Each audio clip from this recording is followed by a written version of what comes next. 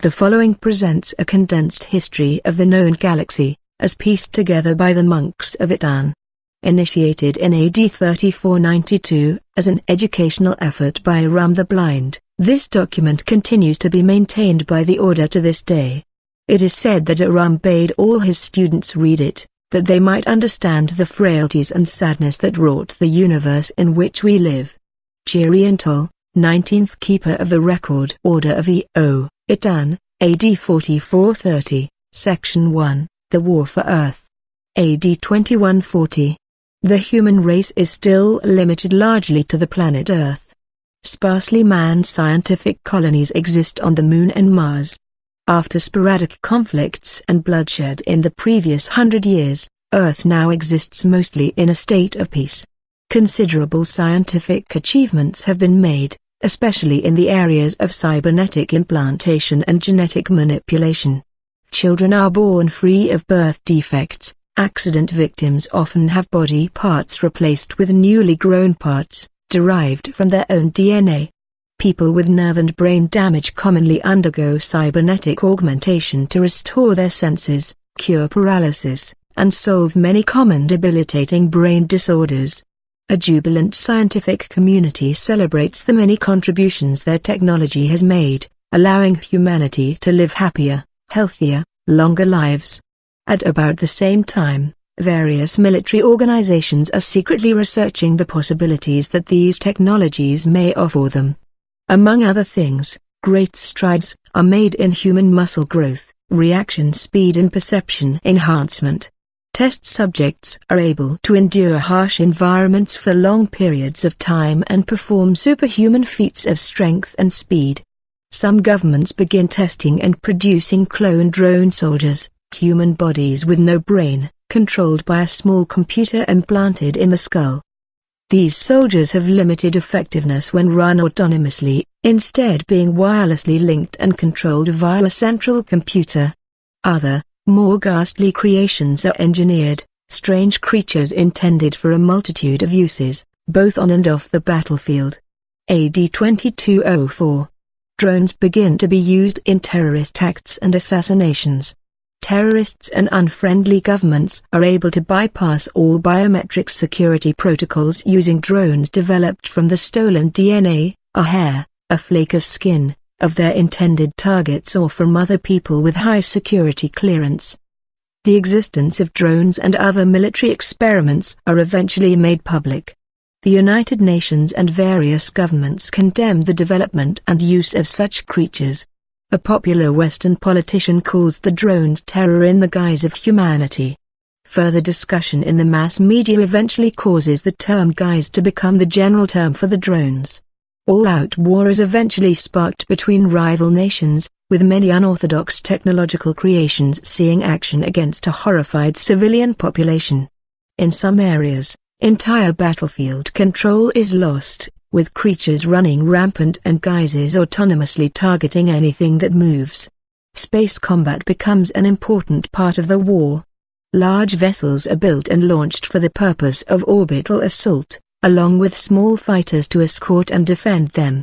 The previously scientific bases on the Moon and Mars become military outposts of considerable strategic value. Space tactics and warfare evolve from conflicts over these outposts and the orbiting assault stations. The outposts themselves become storage areas for genetic material and data, in the event of the Earthside war rendering the planet uninhabitable. AD 2220. After 16 years of constant Earthside and space combat, and with much of the economically and technologically superior areas of the world now in ruin, the war is finally brought to an end. The guises are destroyed and a frightened population demands a ban on all research and practice of genetic and cybernetic engineering. The scientists formerly responsible for much of the good brought about with those technologies find themselves cast out of society.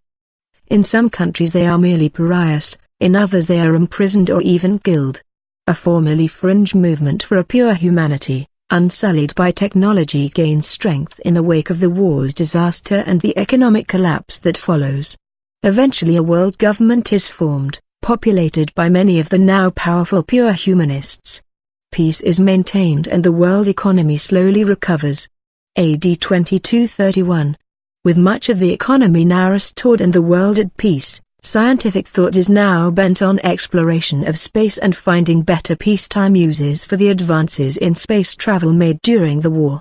Theories of long-distance travel are postulated and studied. Many now begin favoring the colonization and terraforming of other worlds, such that the human race might survive if another war or equivalent planetary disaster struck the Earth. Terraforming experiments begin on Mars, while the Moon begins to see civilian colonization. The former sciences of cybernetics and genetic engineering are banned, their technologies no longer taught.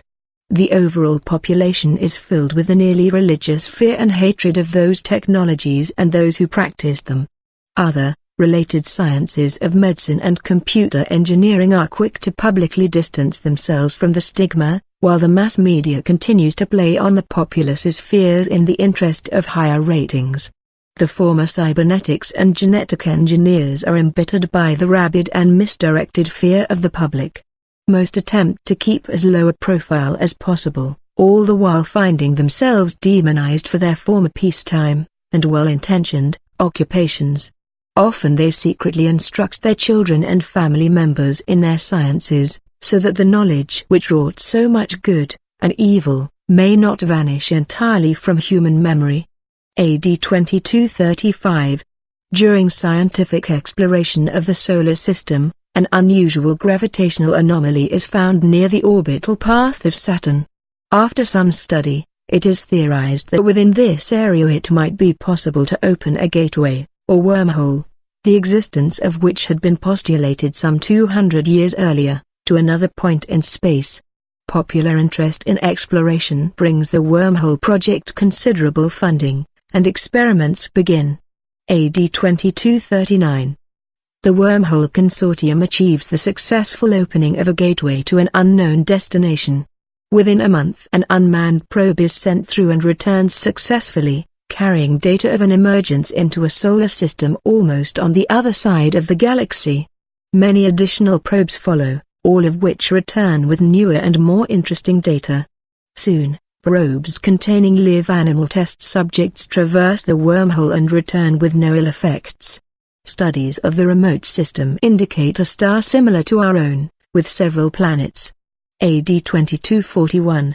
The first human pilot is sent through the wormhole and returns successfully. Further flights follow and the remote system is explored. One of the planets is found to be of similar size and mass to the Earth, with a thin atmosphere and a large polar ice cap, ripe for terraforming.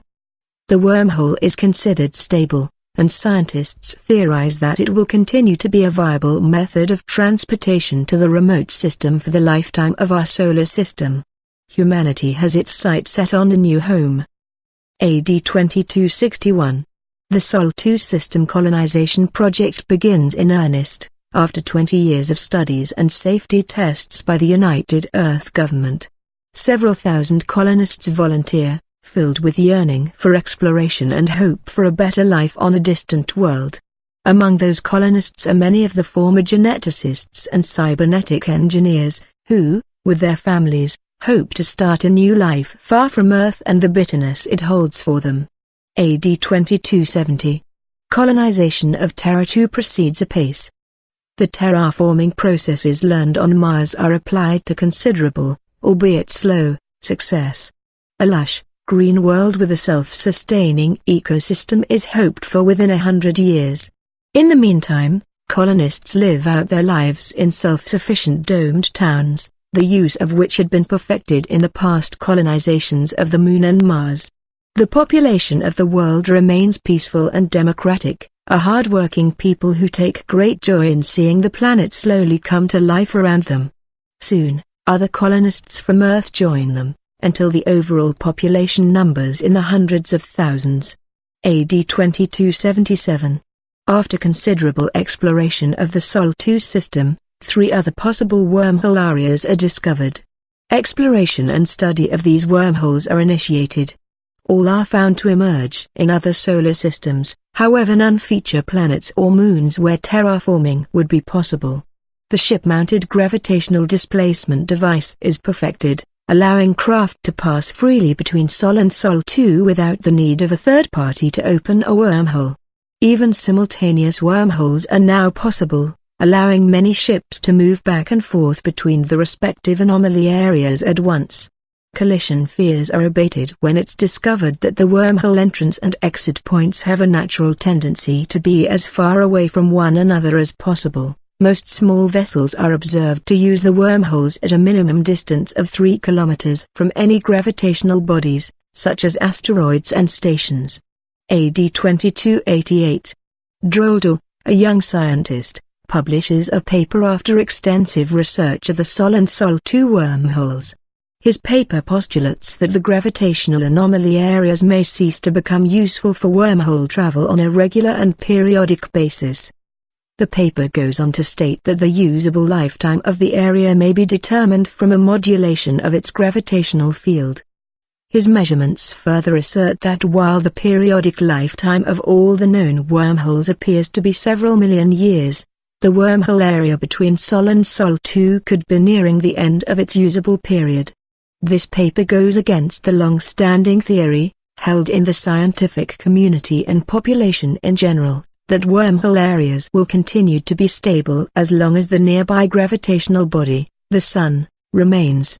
Because of his youth and lack of other published works, the scientific community dismisses his findings and theory. Chastised, Droll abandons that field of research. AD 2295. Traffic between Sol and Sol 2 increases as the terraforming advances on Terra 2. The population of the planet remain entirely self-sufficient within their domes, but most of the supplies needed for the terraformation process are shipped in from Sol. The flashing of colorful wormhole activations for the great cargo ships can be seen by telescope from the surface of Terra 2. Section 2, The Dark Days. AD 2310. The wormhole area linking Sol and Sol 2 suddenly ceases to function. Further measurements and study of the wormhole demonstrates a modulation change much like what had been predicted by Droldal, 22 years earlier. In a somewhat ironic turn of events, Droll had just traveled to Sol 2 with his family after decades of scientific endeavors to retire from the field when the wormhole failed. All contact and traffic between the systems is cut off. Being thousands of light years apart in real space, any communication or travel is impossible. The scientists of Terra 2 determined that the wormhole area will not become usable again for another 2 million years. Earth is never heard from again. On Terra 2, panic reigns. With the terraforming process at least 50 years from completion, had the schedule with Earth continued, the residents are left in their domed cities and towns. While they are self-sufficient as far as producing food and other necessities, many of the consumable items which they had taken for granted, medicine, parts for machinery, etc., were shipped in from factories on Earth.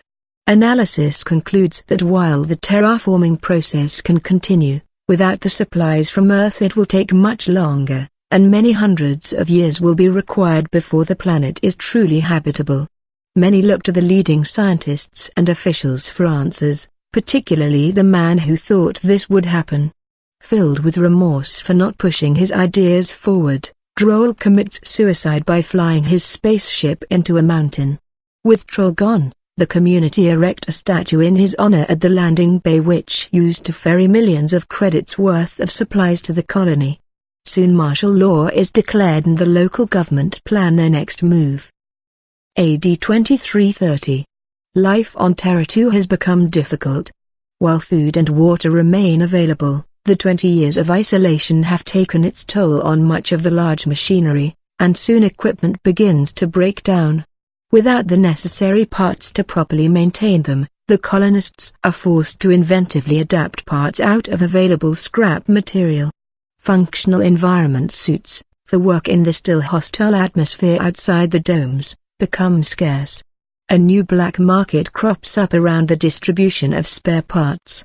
Some attempt is made to manufacture new parts, but with very limited success. Many of the alloys required are difficult to make or work with, while even the simpler materials can be made only from existing, i.e. broken, parts.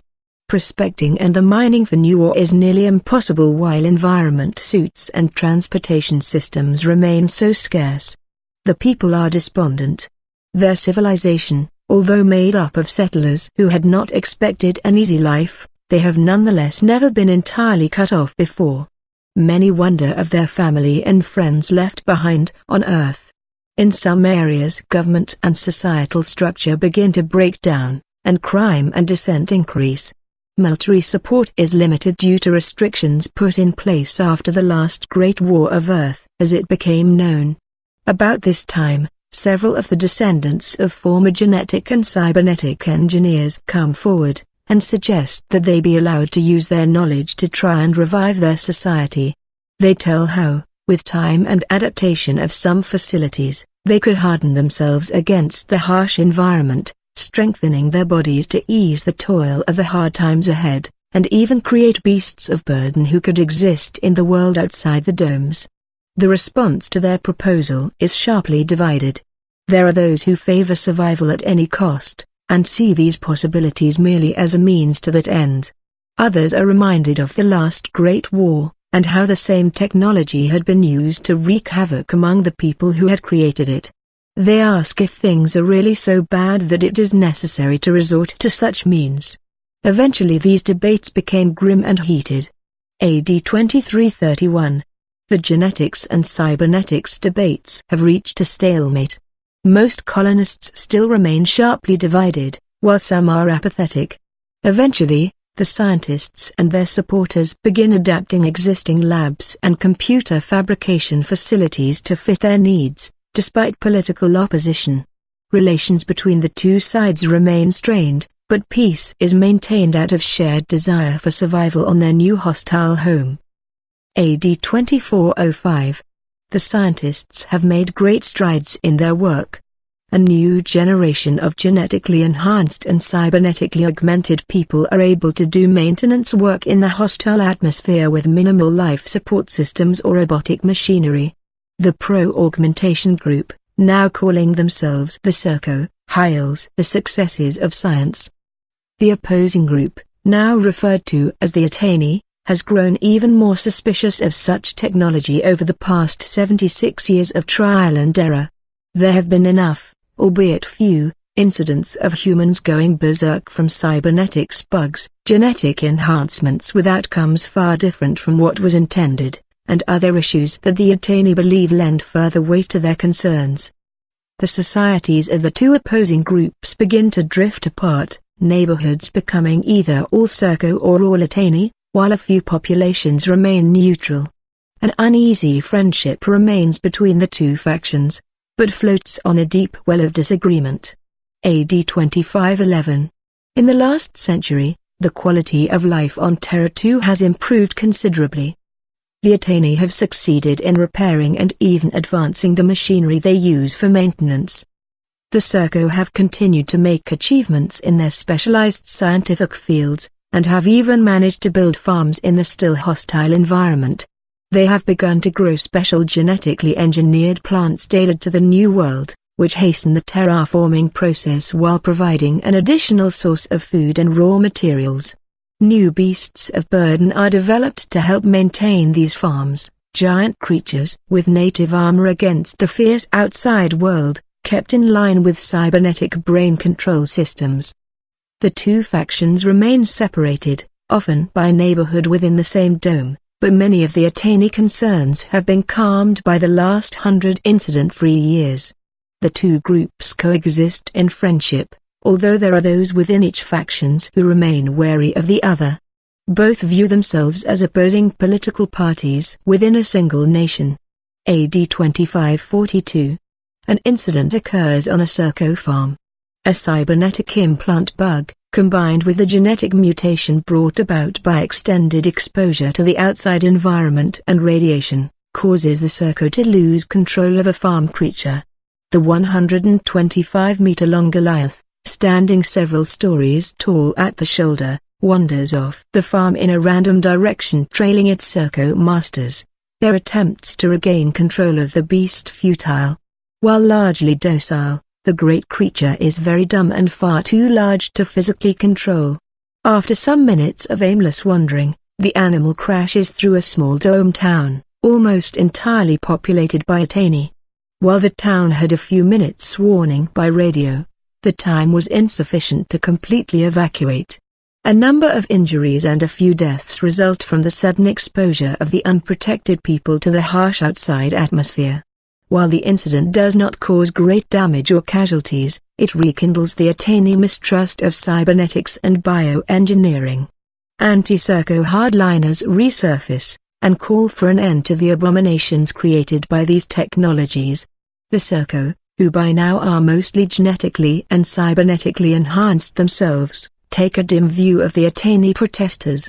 They also point out that they are now dependent on the food and resources provided by the surface farms, and thus the beasts who help maintain them. The Serco are nonetheless repentant and remorseful over the destruction their creature has caused, and promise to develop safeguards to prevent such things from occurring again. The Attainee populace are mollified, but the hardliners within begin to gain followers who murmur against the dangers of Serco science. AD 2568. Some years have passed since the last incident, without mishap. However, a new drug begins to circulate among the Serco youth. Entirely software-based, this drug uses loopholes in the most recent series of cybernetic implants to provide feelings of pleasure and euphoria. Highly addictive, the drug has massive demand in the Serco market.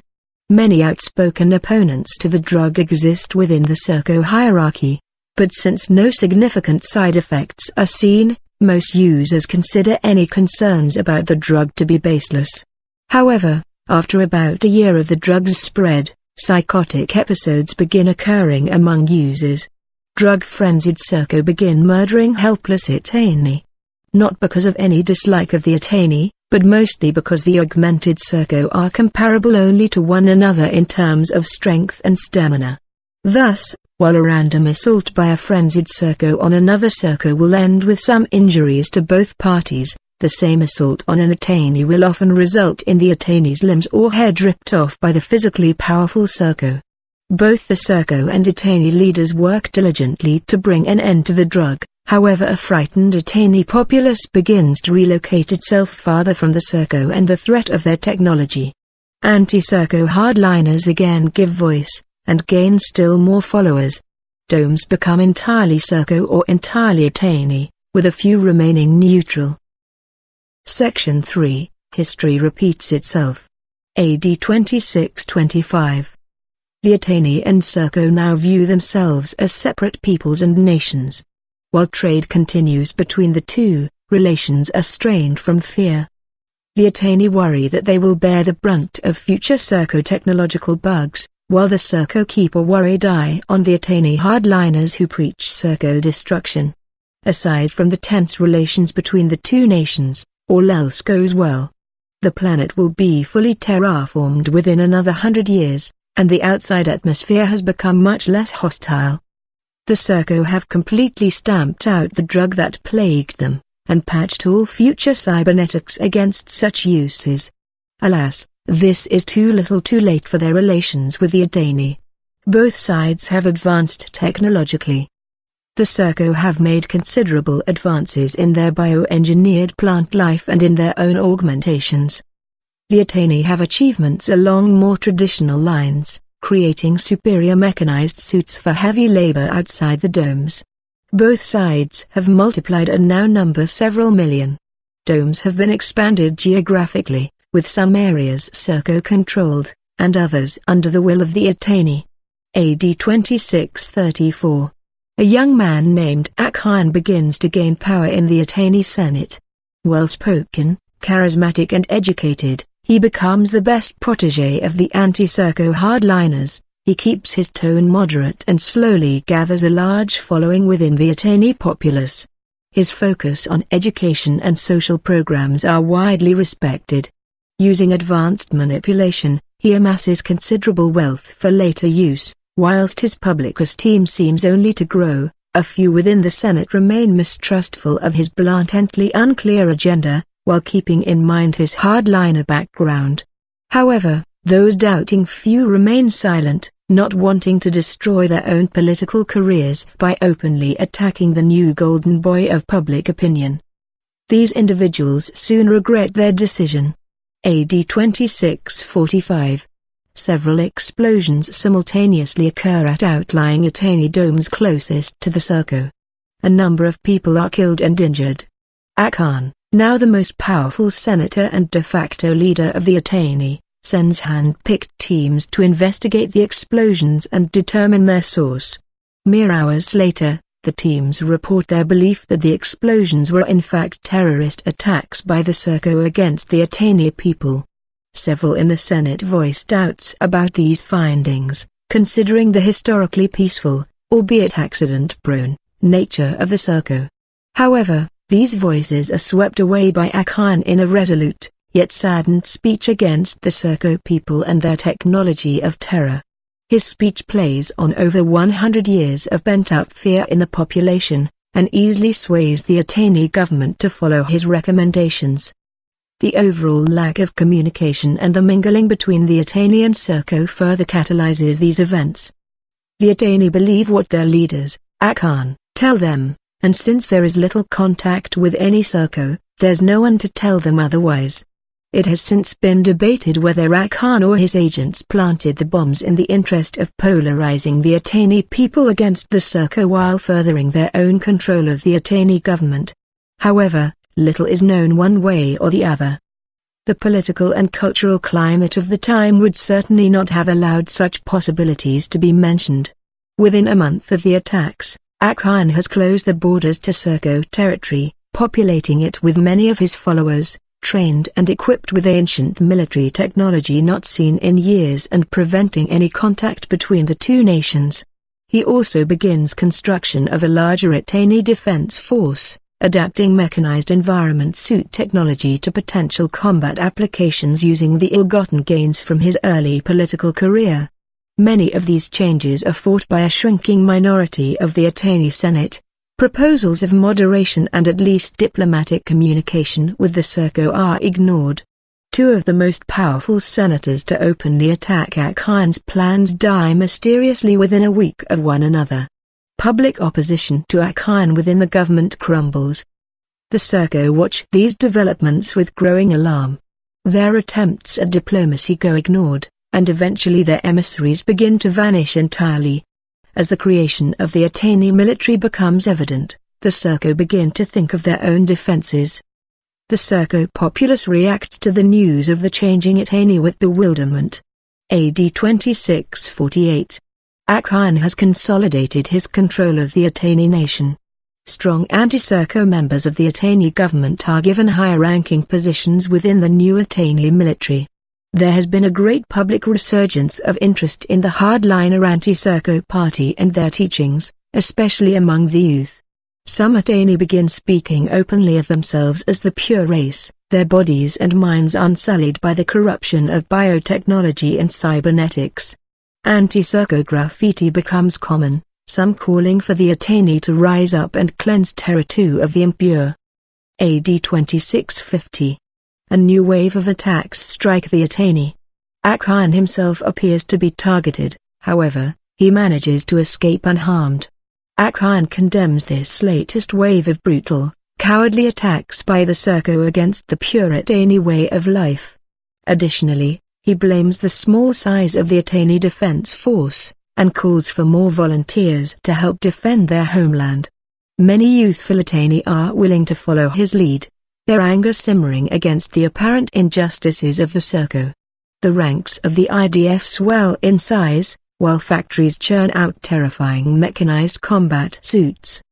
The Attainee, Surco border becomes heavily populated by patrols of Attainee in mechanized armor. The Surco, however, have not been idle. News of the build-up and changes within the Attainee culture is brought to them by neutral traders. Support for military development gains ground in their government after the failure of diplomacy. Guises are developed again, along with other creatures designed to destroy the armored mechanized infantry that the Surco now find patrolling the edges of their territory. Giant Serco creatures are now seen near the border from time to time. The few towns which remained neutral during the past Serco, Itani issues now begin to look at relocating further from Serco or Attainee territory. Some traders remain in the area, however, taking advantage of the lucrative black market trade between the two nations. Section 4, Reaping the Seeds of Destruction. AD 2651. So began the Colony War, a long, sad war which lasted over 10 years. Terra 2 had been created in an atmosphere of peace and prosperity, the first interstellar colony of mankind. Now, within a few hundred years, a war arose which set the stage for the future interactions of the human dispossessed, as they came to refer to themselves after the Terra 2 wormhole phase transition of 2310. At first the war appeared to favor the Attainee. Their advanced mechanized infantry proved quite formidable, and within the first year they held many of the former Surco border towns. Originally, much of the Attainee military command had intended to destroy any captured domes and the unclean augmented civilians within. However, the Attainee infantry, which had largely joined to defend their own people, was unwilling to participate in the murder of thousands of Surco civilians. When this became apparent, the military command then changed tactics and decided instead to occupy the captured cities and prevent their populations from escaping and enlarging the Surco military. Unfortunately for the Attainee, the task of maintaining a captive dome full of Surco civilians proved to be far more difficult than merely capturing it. Rebel uprisings required considerable troop numbers and firepower to quell the technologically augmented Surco populace. The application of this force usually made the occupied inhabitants that much more resentful, bringing about more rebellions. While the Attainee dealt with the complexities of ruling a rebellious people, the Surco continued to build up their forces. The initial flash of the conflict had resulted in sporadic battles up and down the border. Some Surco heavy anti-personnel creatures had seen action, as had limited numbers of guises, but both had been relatively few and far between. Within a few days of the initial battle, the Surco retreated to more defensible positions, thereby giving up many of their domes and the towns along the border. Heavy fortifications were constructed, allowing the Surco to repel all further Attainee attacks. Analysis of the Surco strategic patterns indicated that they were testing the strength of the Attainee invaders, immediately retreating to a secondary position once the Attainee forces were found to be too great for their limited defenses. At the time of the first conflict, it was believed that the Surco, while possessing some devastating weaponry and creatures, did not have a sufficiently sized military to fully repel the Attainee invasion. Thus they retreated, fortified, and began their military build-up. Held up by rebellions and unable to pierce the Surco defensive network, the frustrated Attainee had little choice but to fortify their own positions within Surco territory. Just over a year after the war had begun, the Surco began to attack the Attainee invaders. For the first few months, little occurred other than short-term hit-and-run attacks. Usually happening at night, the attacks often featured small, fast-moving, bipedal creatures which did gruesome damage to unprepared infantry units. The creatures usually attacked in silence, but sometimes were heard to emit long high-pitched wails before and during large engagements. These attacks, which occurred with increasing frequency, had a demoralizing and psychologically destructive effect on the Attainee defenders. A year and a half into the war, under cover of a cloudy night, the first major Surco offensive was launched. Several 100,000 troops issued from the Surco defensive line, heralded by the cries of countless interspersed anti-personnel creatures. When the wailing screams were heard, some fearful Attainee defenders began deserting their posts, even before the ground began to shake under the footfalls of massive unseen Surco heavy assault creatures. Thousands of semi-autonomous guises took point in front of the main human Surco infantry, flanked by a menagerie of creatures and their operators. Overall, the Attainee defense put up a good fight, but was completely overrun and pushed far back into their own territory. After 2 days of fierce fighting and giving ground, the Attainee managed to rally together after being pushed back to the first Attainee border dome. 18 hours of intense fighting finally broke with a Serco retreat, with thousands left dead on both sides, bodies and creature carcasses scattered across the landscape. This was considered the first serious battle of the war, and both sides used data gathered during the conflict to adapt their ground combat strategies and future military development. AD 2654. Sporadic battles moved back and forth between the Serco and Attainee. Both nations largely maintained the integrity of their borders, but with some difficulty. As the Serco began generating large numbers of semi-autonomous guise infantry, the Attainee found themselves losing ground once again. The Attainee infantry used actual human beings equipped with mechanized suits and weaponry, and while they were often far more battle-effective than the computer-controlled Serco guise armored infantry, the guises could be manufactured on demand. Thus a loss of 5 guise infantry to 1 Attainee became a net loss to the Attainee. Meanwhile, however, Attainee military technology was still in development. Up until this point the war had remained entirely land-based. Most mechanized equipment and creatures were adaptations of equipment that had been used in the terraforming and survival process of the past few hundred years. However, neither side had forgotten the historical importance of air and space superiority. The Attainee were the first to produce usable aircraft, and later short-range spacecraft. High-altitude precision bombing became the standard Attainee attack, decimating the invading Serco forces and pushing them back into Serco territory.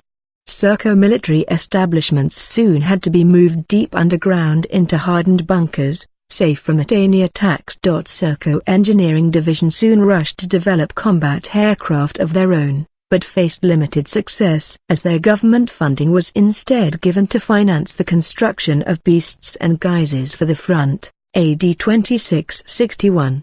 Little changed in the war during the next few years.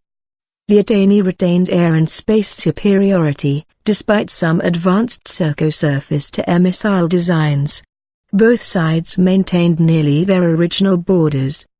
The Attainee were unable to crack the Serco defensive bunkers, while the Serco still maintained their advantage on the ground. Thus, aside from continuous sporadic conflicts, the nations remained in stalemate. During this time, the civilian political climate had changed somewhat. People on both sides were now sick of war and strife. Attainee, on the other hand, had slowly become more and more publicly outspoken in favor of complete destruction of the Serco and all their people. As he saw his war efforts frustrated and public opinion beginning to turn against him, he became even more rabid in his hatred of the Serco. Finally, early in 2661, he ordered the high-altitude saturation bombing of the largest Serco cities. Many in the military were against this, these being wholly civilian targets, but with the help of his close-knit group of followers, Attainee managed to wrestle enough control to get the bombs to 2 of their targets. The Serco city of New Shanghai, populated with nearly 1 million civilians, was reduced to rubble within a few hours. Pacifica, a coastal Serco city and one of the first domes constructed on Terra 2, was also heavily damaged, leaving tens of thousands dead or missing. When the news of New Shanghai's destruction reached the Attainee military command, a split within the military occurred, with several high-ranking generals rebelling against Attainee's authority and the supposed will of the Attainee Senate. Pacifica would likely have been destroyed as well. Luckily the second bomber had been forced down by a rebel Attainee short-range fighter, piloted by one of the few senators that originally opposed Attainee. Chaos reigned within the Attainee military in the hours following the attack. Once news broke within the Attainee public, the population was aghast. Attainee maintained a semblance of control through his loyal military police, but he knew his days were numbered. Over the past few years, the Serco had been developing their own short-range space combat fighters. With most of their technological base dedicated to more terrestrial, biological and somewhat cybernetic interests, they found it slower going than the Attainee. However, with the capture and reverse engineering of a few downed Attainee air spacecraft, they soon made good progress. The Serco implemented a completely cybernetic system, as opposed to a manual Attainee pilot interface, allowing their test pilots to jack directly into the ship control systems. With this virtually thought-based piloting system, they could perform incredible maneuvers with very fast reaction times. 10 of the craft had been designed and constructed under the utmost secrecy, but had not yet been flight tested due to constant Attainee bombings. Now though, with the destruction of New Shanghai transmitted across the planet, the engineers soon doubled their efforts in a bitter quest for revenge. As word of the destruction of New Shanghai and Pacifica spread through the Surco population and government, the people recoiled in shock. Then, as if with a single voice, they screamed for bloody vengeance. On the morning of the Day of Death, as both sides came to refer to it, the 10 Surco Nightwing fighters launched from their hidden silos. The Surco infantry, which had been largely trapped in hardened bunkers due to Attainee air assault, began to mobilize for a massive offensive. At this point, a number of events happened in rapid succession. The first was the sudden, unforeseen use of an advanced assassination guise within the Attainee government. It has been since theorized that this guise had been put in position some months previously for use during the eventual Surco invasion. After its activation, the guise proceeded past all security checkpoints and succeeded in murdering Akhan's senior aide, along with his 2 puppet senators with whom he had consolidated control of the Attainee Senate. The guise had injured Akhan himself, but the dictator bested the beast in combat. Before he could receive medical support, Akhan was shot by his best friend and ally, Marcus Vim, head of Akhan's secret police and alleged spy master. After the suffering caused by Akhan's quest for domination and the subsequent destruction of New Shanghai and Pacifica, Marcus had a turn of heart and began supporting the Surco. After faking his death to the Geese, Marcus vanished without a trace, presumably to return to the Surco with a new identity. Immediately following the pre-dawn assassinations, Itani Air and Space Recon reported combat contact with a number of craft of unknown origin. Not long after, border sentries began to report a massive mobilization of Surco ground troops. With Akhan and most of his senior staff dead or missing, the previously rebel half of the military command retained control of the Attainee state. After securing their position internally, they began broadcasting messages to the Surco, announcing the coup and asking for peace. Sadly, they received no response. The Attainee began to array their defenses for an onslaught. By daybreak, the Attainee generals were faced with an unknown aerial assault force, and a border now seething with an enemy more numerous than their most pessimistic estimates had predicted. As the giant Surco army began crossing the border, the Attainee launched 8 of their high-altitude bombers, with over 100 fighters flying cover against the unknown threat awaiting them in the skies. The Attainee bombers were the pinnacle of their aerospace engineering, a testament to the innovation of the Attainee engineers. Huge craft, powered by reactor-driven gravitic pulse engines, their range was practically unlimited. However, due to their extraordinary expense and difficulties in manufacturing, the Attainee military only commissioned 10 of these spacecraft, and 2 of these bombers were not even finished when the attack began. So when faced with the opposition of a ground force they could not possibly repel, they dedicated all of their bombers to counterattack Surco troop movements, their orders to simply defend the Attainee race at all costs. And so began the final battle for dominion of Terra 2. The Surco crossed the border en masse, and easily overran the Attainee defensive positions. Over their heads, the battle for space superiority had intensified. Not long after their launch, word began to reach Attainee commanders of the sporadic conflicts between the fighter groups and the unknown spacecraft. Within an hour, 44 of the 100 Attainee fighters had been lost, and 3 bombers had been heavily damaged, with no reports of enemy casualties. The rest of the bombers began what assault they could under the harried conditions, and managed to at least halt the Surco ground forces for a short time. However, the accuracy of their bombing was greatly diminished by the constant attacks from the Surco Nightwing fighters. By midday the remaining Attainee fighters had adapted, to some degree, to the tactics of the Surco spacecraft, but the disparity between piloting ability had become painfully evident. The Serco cybernetic interface system had proven to be an unmitigated success. Some mechanical issues related to their flight control systems has become apparent, and one of their fighters had been lost over the course of the battle to such technical difficulties. However, none had been shot down by the Attainee. All the Attainee could do was draw them away from the bombers, even as they gave their lives doing so. Toward the end of the day it had become apparent to the Attainee command that their bid for defense was a lost cause. Only 15 of their fighters remained, and only 2 bombers. The main bulk of the Serco ground forces, while they had lost over 30% of their battle-ready forces to Attainee bombs, was still so numerous and strong that any significant Attainee ground resistance was improbable. While the Attainee ground forces braced for the inevitable, the bombers and fighters over their heads attempted to do what damage they could. The crews of the remaining 2 bombers, heavily damaged and realizing they had no hope of making it back to base under the intense attacks of the Serco fighters, resolved to ditch their bombers in the most potentially devastating way possible. Rigging their reactors to reach critical mass, they plunged the giant craft in a headlong dive at the main battle group of Serco heavy assault creatures. Seen from the nearest Attainee dome, the double airbursts of the massive ships changed the evening sky to the sudden brilliance of noon. The blasts destroyed every Serco and Attainee within a 5-kilometer radius, and left massive gaps in the approaching army. Whilst a great victory for the spirits of the defenders, and damaging to the Serco heavy infantry, it did not even slow the Serco assault. They knew they had won. They commanded the skies, and the bombing threat had now been eliminated. It is said that as the massive armies roared towards the first of the Attainee border domes, a great dust cloud rose from their passage to obscure the setting sun.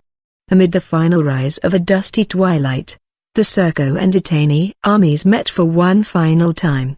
A sickly sun dawned over the shattered remnants of the Itani Nation. Filled with a self-righteous rage and lust for vengeance, the Serco forces had not simply overrun the Attainee domes, they had flattened them. The Attainee fought fiercely and bitterly to the end, but they stood no real chance.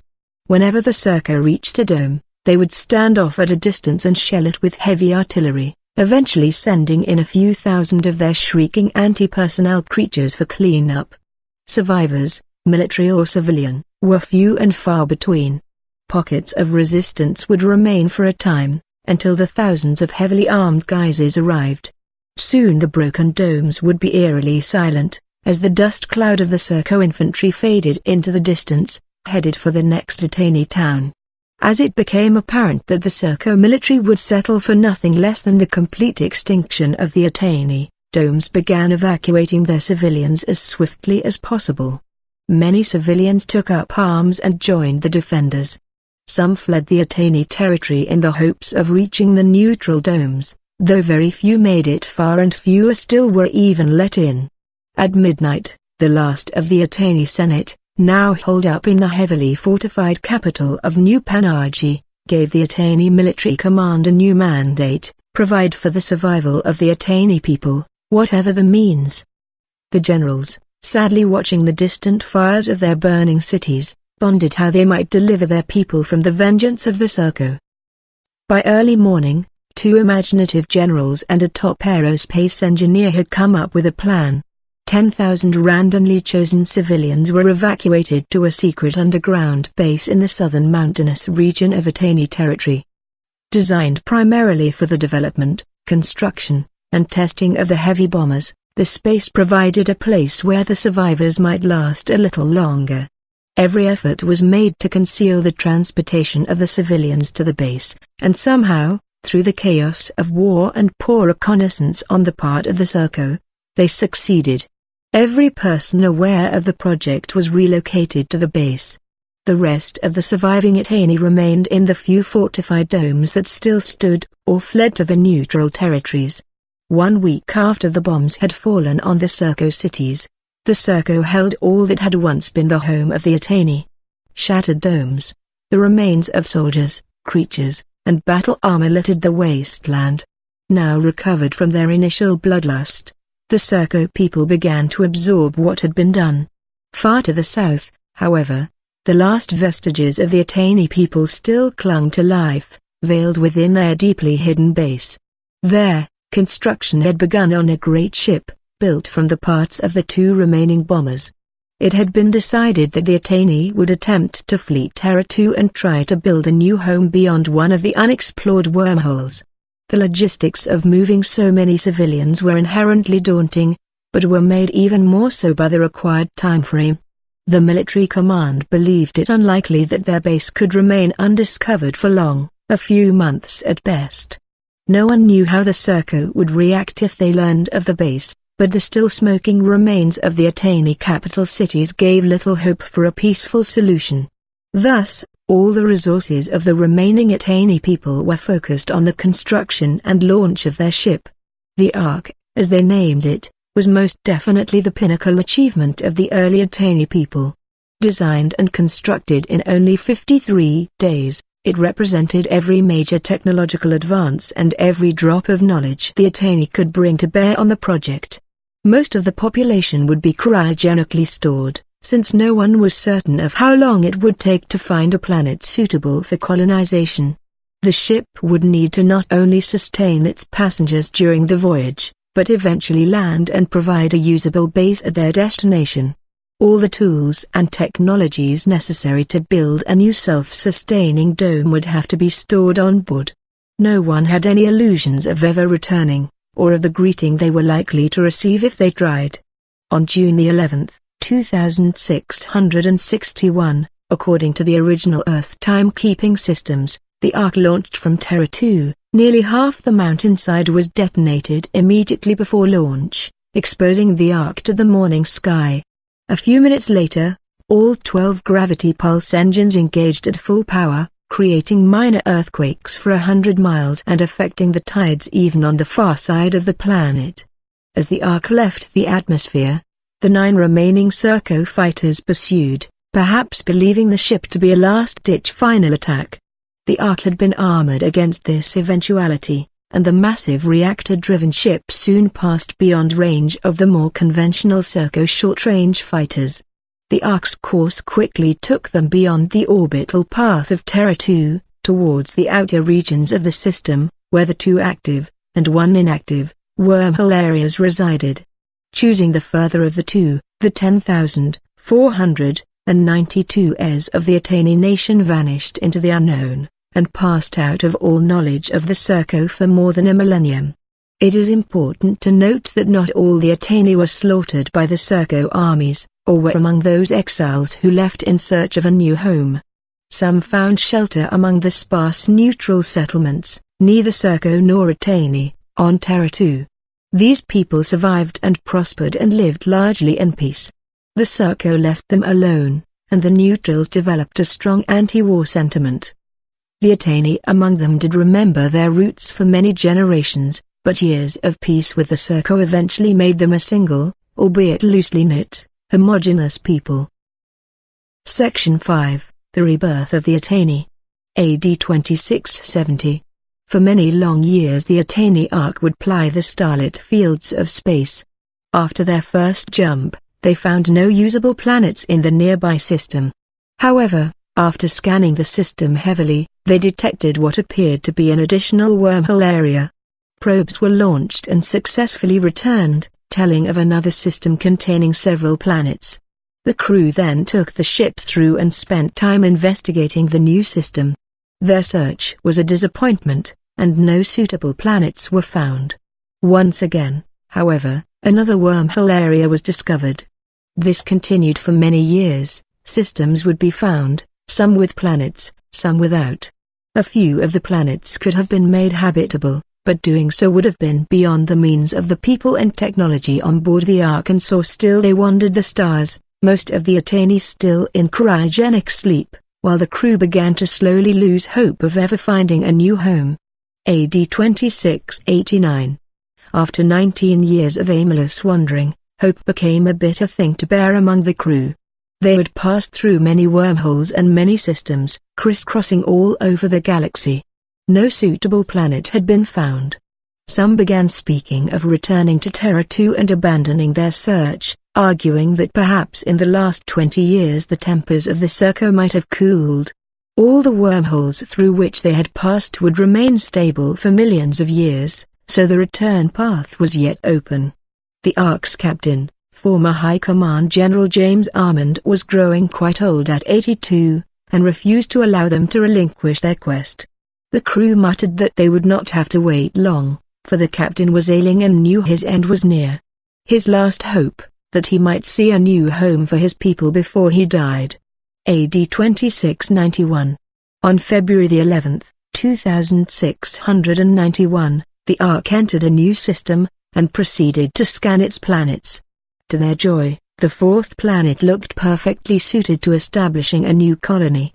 Indeed, it was estimated that within a few 100 million years, the planet might begin life on its own.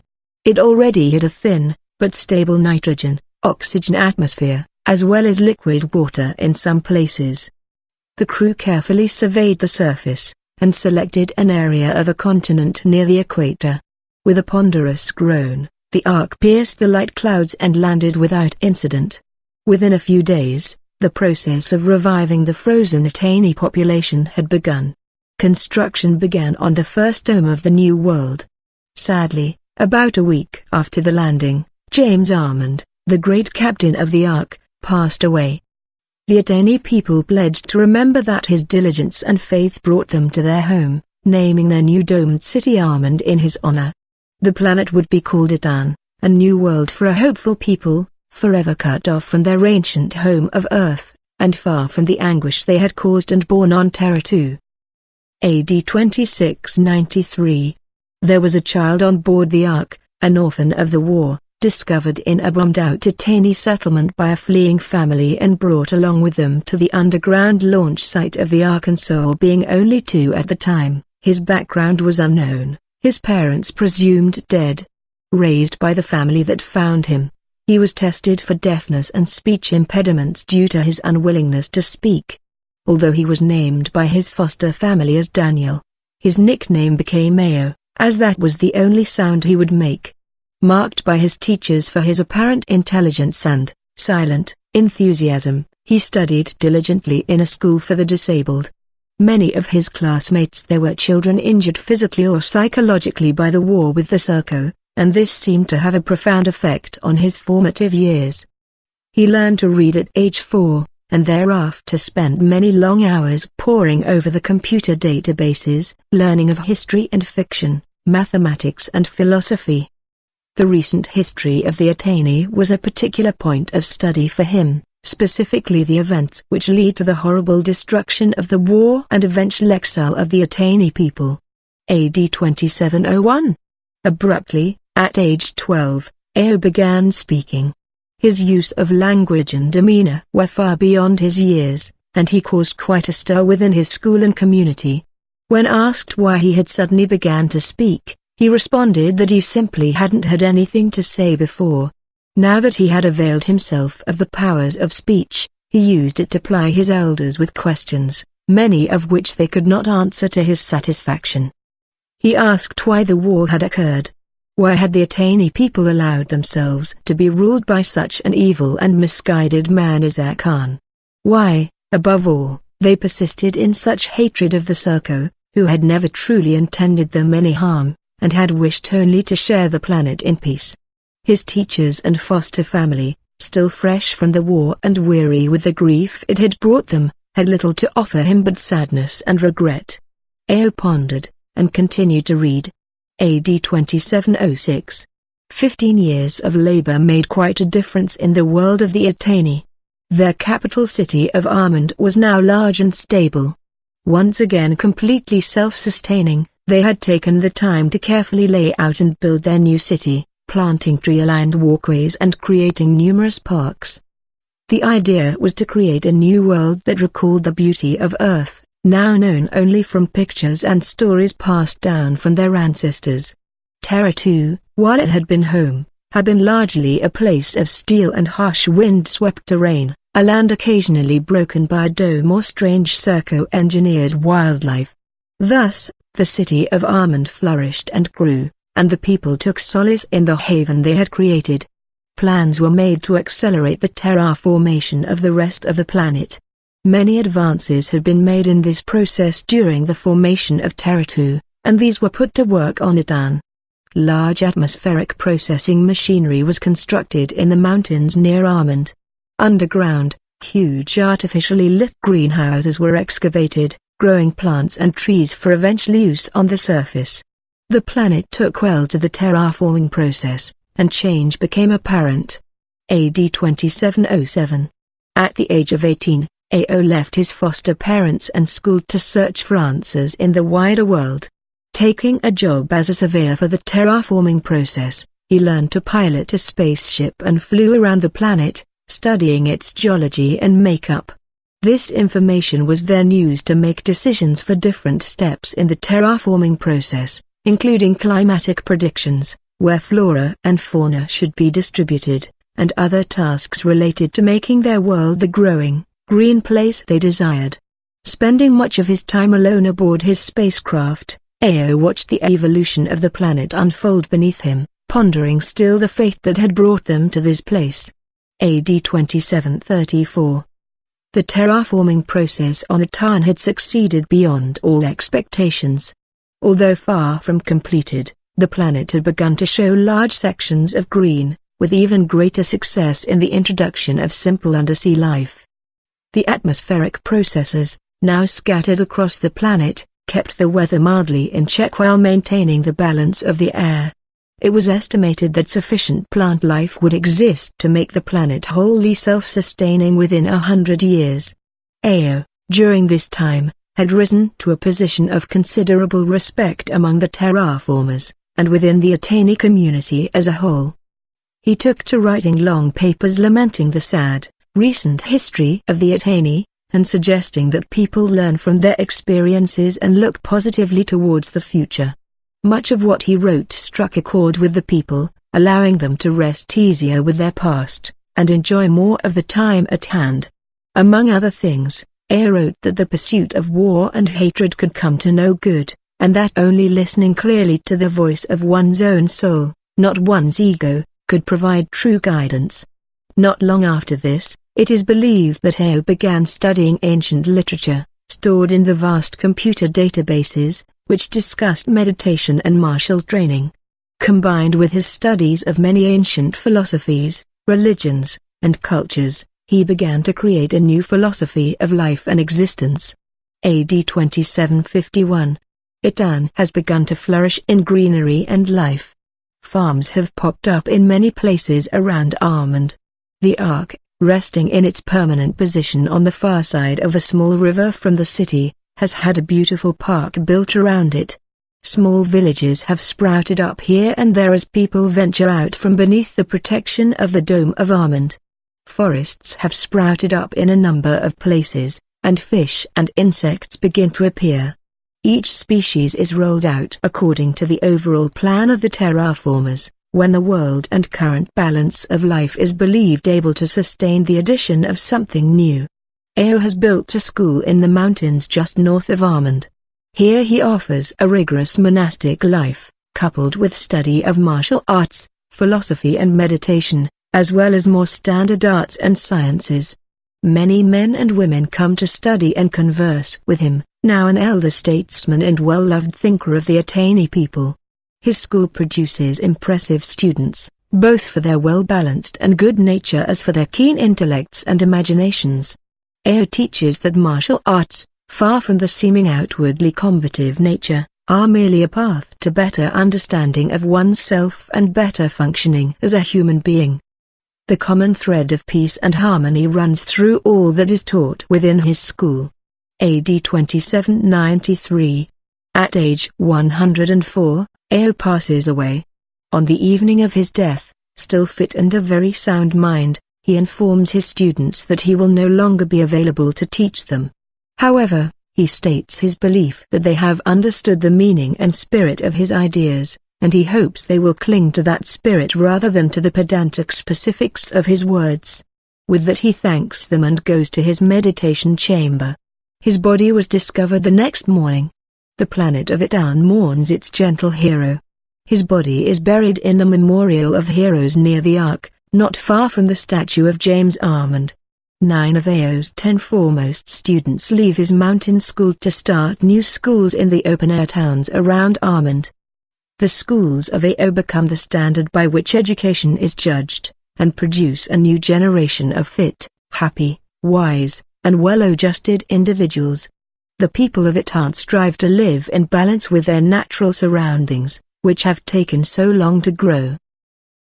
Section 6, The Golden Age of the Attainee. AD 3173. Itani and its people have flourished in the past few hundred years. The planet is beautiful and green, with much wildlife on the land and in the sea. The people continue to advance technologically, constructing new types of spaceships and exploring the nearby wormhole areas. The schools of AO have become integrated into the overall social and cultural structure of the people. Everyone participates in them to some extent, must leaving after several years to pursue jobs or technological research elsewhere. Some men and women, however, dedicate their lives to the schools and to the monastic life. These people research and practice internal energy, meditation, and ponder the meaning of life and death. Ancient martial forms, inspired by the animals of earth, are researched and studied. New martial forms, inspired by the movements of wind and water, are discussed and refined. Much thought is given to the ideal of becoming one with one's actions, mind and body. Whether applied to ancient swordsmanship forms or modern spaceship piloting, the results are impressive. Prospective pilots that have been taught the advanced meditation techniques are shown to have unusual reflexes and timing. The monastic upper levels of the school see these intriguing results and resolve to further their meditative research. AD 3461. The culture of Itani progresses apace. The teachers and luminaries of the schools of AO become known as brothers or sisters of the Order of AO. The order is led by an abbot and a loose democratic organization of the rest of the order. By this point, the Attainee Senate has mostly ceased to exist, and the Attainee people are largely guided by the order. There is no strict governmental hierarchy so much as a group of elected officials from various towns, all of whom look to the order for overall direction and guidance. Much emphasis is placed on personal responsibility, both to one's own actions and to one's community. Most community tasks are distributed on a volunteer basis, and the various duties periodically migrate around the community. Technologically, the Attainee continue to advance, mostly perfecting and honing that which they already know, rather than making great leaps forward in knowledge. The efficiency and safety of the fusion power systems and gravity pulse drives are greatly increased, and the Attainee begin to explore further into the wormhole areas near them. As the population increases, there is an overall desire to spread out rather than condense in cities. Short-range planetary transportation is not a serious issue, as both energy for transport ships and some short-range matter transference are available. The order maintains that a certain balance of human population should not be exceeded, lest it begin to damage their delicate and hard-wrought world. Thus, a search begins for new homes of future generations. The order themselves continue to delve into the mysteries of the mind, body, and soul. New theories and advances in meditation occur frequently. A certain number of standard practices are common throughout the order and emulated by much of the rest of the Attainee population. These practices of diet, exercise, meditation, and martial study have begun to result in considerably extended lifetimes for the practitioners. It is not uncommon for members of the order, along with other studious and motivated individuals, to reach an age of 150 years or more still in able-bodied health. Additionally, the medical needs of these practitioners are often markedly less than that of those who chose not to practice with regularity. Sickness and disease have become very rare within the order. AD 3537. A well-respected member of the order, Iram the Blind, is given to moments of prophecy and clarity during deep meditation. The accuracy of these prophecies, or at least their common interpretations, is largely uncontested, as he has foretold major unusual events within his lifetime. Towards the end of his span, At age 139, he suddenly lapses into a prophetic state while in the midst of a martial demonstration for several upper-level students. He speaks of a hidden evil within the Attainee people, of a thread of hatred long held in secret, which could spell the doom of the Attainee. So saying, he abruptly expires, to the anguish of his students. His words shake the order to its core, as Itani has experienced little conflict and few problems in the last 500 years. The elders ponder the meaning of this new threat, and how, and when, it may affect them. AD 3624. The Attainee begin to investigate a new branch of technology. It is found that sensors can be constructed which can react to the will and energies of a meditatively trained individual. It is even theorized that the technology could be crafted to amplify the energies of a monk, with many possible applications. The Order has long studied the link between thought and action, and many test pilots have been martially trained towards this end. When combined with the new technology, even more impressive results are realized. Sufficiently trained pilots can now fly with mere thought, while feeling the response of their ship in great detail. All data recorded by the shipboard computer can be filtered into their consciousness, understood, and acted upon, while in the required meditative state. Training to achieve this state, however, is a long and difficult process. Additionally, in a world of transports which can autopilot from place to place without incident, there is little need for this technology. For now, it is mainly used by the Order to provide displays of aerobatic skill during large festivals. AD 3718.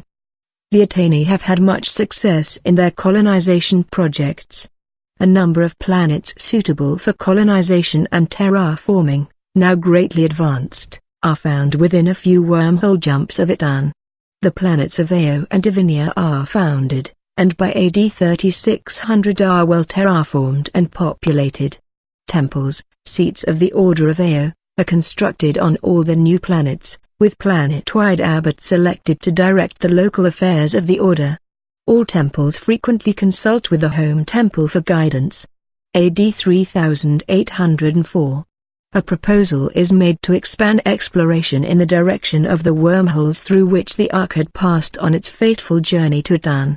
Some are curious to see what has become of their ancient brethren and learn more of their history. Others even dream of perhaps rediscovering a route to that aboriginal home of humankind, Earth. 400 years earlier, when the Attainee began to explore their spatial surroundings in earnest, the Order had placed a ban on passing beyond the furthest of the known wormhole areas in the direction of Terra 2. Past abbots had asked that explorers remember why their forefathers had fled, risking life to found a new home where their children might live in peace. The Attainee have no illusions about their past, or the horrible deeds perpetrated by their ancestors that caused the war and eventually led to the exile of the Arkansas. However, the Attainee people believe that much has changed in the last 1,000 years since the exile, and in many respects they are correct. Itani gives all signs of an ideal human society, where concern for survival is a thing only dimly remembered. The populace instead strives to create works of beauty and thought, only for the delight of creation. Exploring the fringes of their universe and their minds, while cradled in the lush beauty of their planets, the Attainee people have forgotten their ancient hatreds. Much historical study is given to the Surco and their ways. Although the idea of melding man with machine, or diverging from the blueprint of nature, holds little personal appeal to the Attainee people, it is now considered to be the ways of a different culture, no doubt as unique, beautiful, and interesting as their own. The exploration proposal meets some resistance in the upper levels of the Order, with those who believe it was unwise to seek the ancient enemy. However, the idea quickly gains ground with many of the more curious and scientifically minded, and is much debated throughout the Attainee planets. After several years of discussions, enough pressure has built to cause Rama, then abbot of Itani, to seek guidance from the greatest source of all. After many weeks of searching, he discovered a holographic message from Io, instructing Rama to mend the wounds of his people's past and to bring a new age of peace between the Attainee and Serco as his descendant. With some misgivings, Rumor lifts the ban and asks his order to seek out the Serco. AD 3816. The technology of monitoring and focusing the energy of a meditative monk has been further refined to produce an intriguing device. The so-called energy focus can be used by a highly trained monk to produce a seemingly impenetrable field, formed from a variety of spiritual life energies. The form of this fields is adaptable by the thoughts of the monk, depending on the skill and abilities of the individual. The discovery is hailed as opening a new field of science, but few immediate applications are found. Many of the upper-level members of the order acquire energy-focused devices for experimentation and as teaching tools, to give form to thought and aid in conceptual description. AD 3827. Although exploration through the wormholes near Terra commences immediately after the lifting of the ban, it is done as discreetly as possible. Reconnaissance information is gathered on the Surco and Terra in order to develop a cautious plan to make contact with their historical foe. So, for some years, observations of the Surco are made at long range. In the 7th month of 3827, an Attainee exploration ship miscalculate a jump and end up in Terra. Their starship and its crew are captured by the Surco. Section 7. The Veil of Darkness falls from AD 2661 to AD 3827, Terra. From what can be pieced together from various sources, life did not go well for the Surco after the exile of the Arkansas following the destruction of the Attainee domes. The Surco military came to a halt and considered its next move. News was beginning to sift into public knowledge of the utter decimation of the Attainee, civilian or otherwise. Some heralded this as no less than the Attainee had deserved, but most considered it a horrible overreaction on the part of the Surco military leaders. When images of the full extent of the desolation, the shattered domes piled with broken bodies, reached the Surco public, there was an outcry and lament for having utterly destroyed the only other human beings on this side of galaxy. Still, many also recalled the recent images of their own cities, laid waste by Attainee bombs. Thus, by the time immediately before the launch of the Ark, the Surco military leaders stood in a very tenuous and politically unstable position. Had the population of the Ark made themselves known to the Surco civilian population at that time, there likely would have been a spontaneous outpouring of mutual regret that might have healed all wounds between the peoples. However, the Attainee did not know the Surco political situation, and the Surco were unaware of any Attainee who had survived the bloodthirst of their military commanders. The Surco military leaders, on the other hand, have no regret of their actions and considered the war to be a job well done. Their military structure was a rather small, close-knit group of officers, all of whom knew one another well and who shared a similar view when it came to matters of combat. For the Surco, there was no need for a large command structure, as a large percentage of their combat forces were computer-controlled beasts and automatons, such as the Guises. Thus, this group of like-minded officers perceived that it was not they who had wronged, indeed, they had justly defended their nation from a great threat, so great that it had extinguished the lives of a sizable percentage of their population. It was their belief that any true soldier, when faced with the defense of one's people, would respond with all possible force, that such a threat might never be marshaled against them again. They presented their people with this view, and were largely rebuffed, to their disgust. Finally, the military leaders conceived a plan to guarantee that their nation would not persist in this weak and divided state, and would become a nation strong enough to withstand the onslaught of any attacker. On the dawn of the same day that the Ark planned to launch, they prepared their coup d'état. Ironically, the launch of the Ark, utterly unexpected by the Surco and not fully understood until second contact with the Attainee in AD 3827, played well into the hands of the military commanders. The launch caused shockwaves to rumble across the Serco Nation, triggering volcanic activity, quakes, fire and great dust clouds. The cities were left in confusion and chaos, allowing the military to move and assert their power and control. AD 2672, Terra. The Surco military coup was swift and well organized. Given their complete control of the army, arguably the most devastating ground assault force ever created by humankind, the civilian government had little choice but to give up control. Very little blood was shed in the coup, and for a short time, little changed in the Serco culture. However, it was not long before the new government began to impose strict parameters on education, mass media, and other societal communications mediums. No discussions of the Attainee demise were permitted.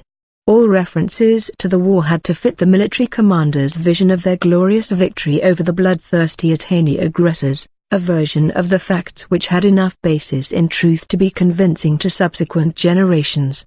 References to the launch of the Ark were considered a matter of Serco security and were listed as a seismic event in all public databases. At the same time, the new government began funding propaganda programs designed to promote nationalism and pride in the Serco culture. Much funding was given to technological research of all kinds, although most was given to those projects with foreseeable wartime applications. Enlistment in the military was encouraged, and military service became a common mark of pride among the youth. Although the Serco were masters of their planet, the memory of the strange giant ship launching from its shattered mountain left a nagging doubt in the minds of the Serco High Command. Therefore, military research and presence were maintained, outwardly to combat any insurgents from terrestrial neutrals and to maintain a strong defense in the event of unforeseen contact from the skies. While the threat of attacks from local pacifists or vague unknown aliens may have seemed improbable to some, the continued military development was favored by most of the population. Economically and politically, the new government was very efficient. Overseen by a triumvirate of 3 former generals, waste and excess within the government were greatly decreased and the savings funneled into education and social programs. Because of this, within a few years of the takeover, much of the population had come out in favor of the would-be military dictatorship. Changes and curtailments in civil liberties were subtle, as the generals were intelligent enough to avoid imposing any restrictions which would widely affect Serco culture. For most of the Serco Nation, despite the considerable alteration in governmental philosophy, life continued more or less as normal. AD 2714, Terra II. The neutral towns of Terra II had done their best to keep their heads down during the Attainee, Serco War, and since that time had attempted to return to normal. They had always been on reasonable terms with both cultures, and had made every attempt to maintain that, during and after the war. Neutral towns absorbed thousands of Attainee refugees, fleeing the merciless advance of the Serco armies. These citizens, unaware of the construction of the Ark, became part of the neutral society and brought new skills and technologies with them. The Serco more or less ignored the neutral towns, although they traded with them from time to time and maintained good relations. The neutral areas did not consider themselves a nation in any sense. More a loosely knit cluster of small towns and villages spread out across the less desirable real estate of Terra II. They had no central government. Each town was governed by an elected mayor, usually with a small committee of elected advisors. However, some towns were run very differently from others, and political corruption was not uncommon. Official communication between towns was usually limited to topics likely to impact many of them, such as the breakdown of Attainee, Serco relations, wandering bandits, and the like. While the neutral territories were a patchwork quilt of small groups of people, they did have a few unifying threads. The most notable was their mutual love of peace. Children were taught from an early age of the various wars of humankind, and invited to look upon the desolation and destruction they had left behind. Largely an agrarian culture, the neutrals had little understanding of the power-mongering ways of the two mighty nations with which they shared their planet. The conflicts and the consequent apparent extinction of the Attainee left the neutral people only with a memory of the horrible useless waste of war. Because of this, all Attainee refugees who were accepted into neutral society were required to swear that neither they nor their children would cause, organize, or take part in any hostilities on Terra II. Even after so swearing, the rest of the town usually kept an eye on the refugees, So great was the concern that the Surco might be given an excuse to roll their juggernaut of war over their towns. These measures were understandable, as many of the Attainee refugees were enraged at the destruction of their nation and could conceivably have resorted to guerrilla warfare against the Surco. As it was, however, those who wished to fight were turned away, and those who remained had to strictly maintain the pacifist principles or risk ejection from neutral society. The military's takeover of the Surco government had little initial impact on the neutrals. Although it was somewhat disturbing that their incredibly powerful militaristic neighbor was now controlled by those same generals responsible for the Attainee civilian massacres, the Surco made no changes in their friendly stance towards neutral towns, and life continued apace. The neutral traders did begin to notice a recurrent theme of pro-Surco nationalism in the younger Surco with whom they interacted. This worried some, but no ill effects had yet surfaced. Of the three peoples of Terra, the neutrals had by far the most even-handed perspective on the use of technology. They saw little that was inherently evil in the science itself. Evil sprang entirely from its misuse and was therefore a flaw of humankind. Thus, the neutrals adapted whatever technological advantages they could find to better their lives. For tending their crops, Itani mechanization was generally favored over Surco bioengineered creatures, due to fears of the creatures becoming uncontrollable. However, Surco brain and body implants were not uncommon, although their expense made them much more rare than among the Surco population. Technology was adapted to whatever needs arose, and the neutral scientific base was made up of hands-on tinkerers and engineers rather than heavy researchers. Lacking a single governmental base or adequate funding, the neutrals had no centers of scientific study or long-term research goals. They simply adapted what they had to solve their problems, often with very imaginative and ingenious results. AD 2853, Terra 2. On the surface, the Surco culture has not changed significantly since the military coup nearly 200 years earlier. Upon closer examination, however, subtle but important differences become clear.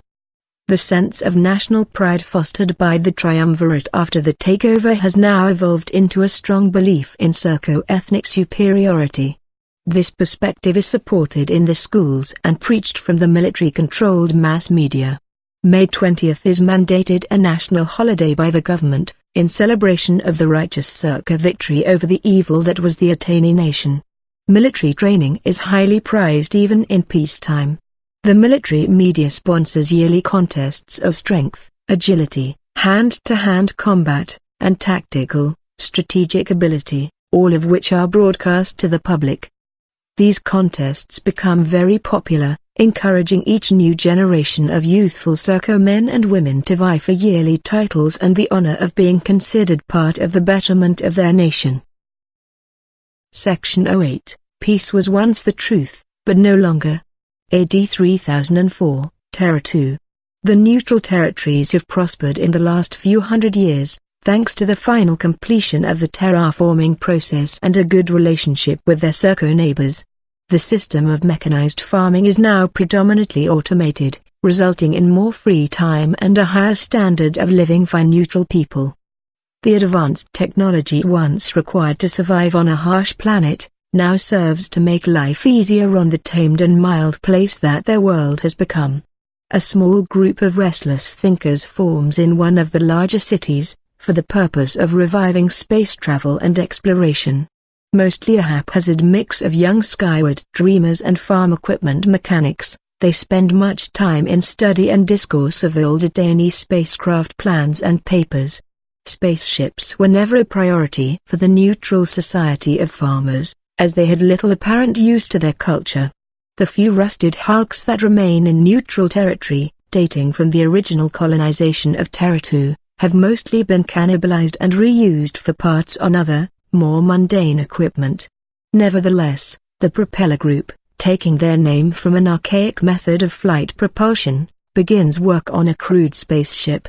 AD 3016, Terra 2.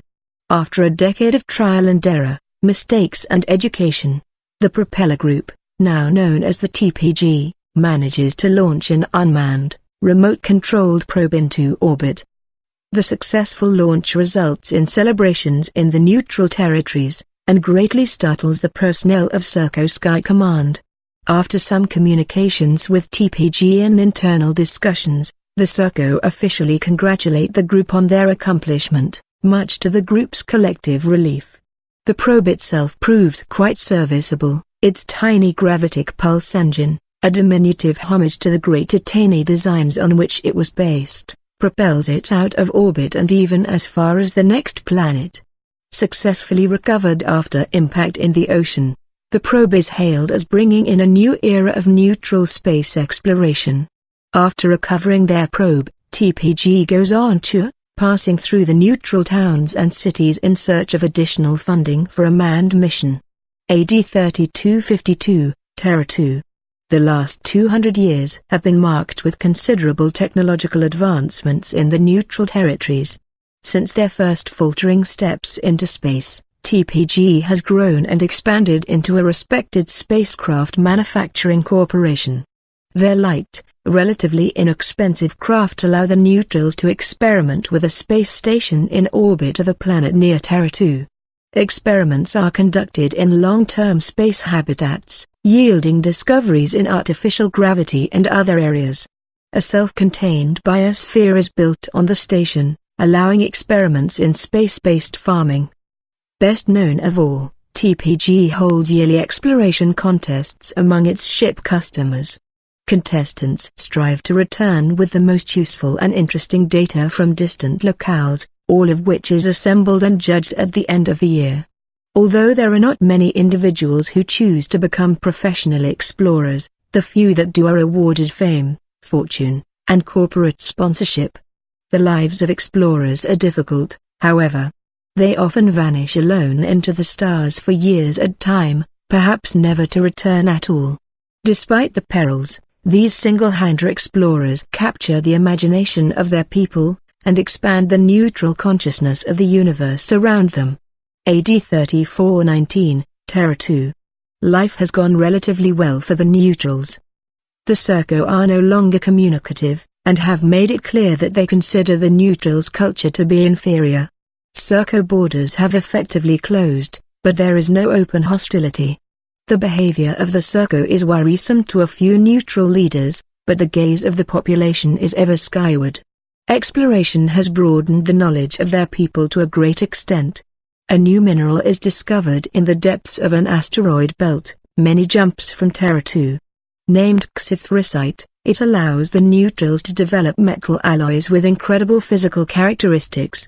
A mining station is constructed in the center of the asteroid field, in order to efficiently harvest the green xythrisite veins.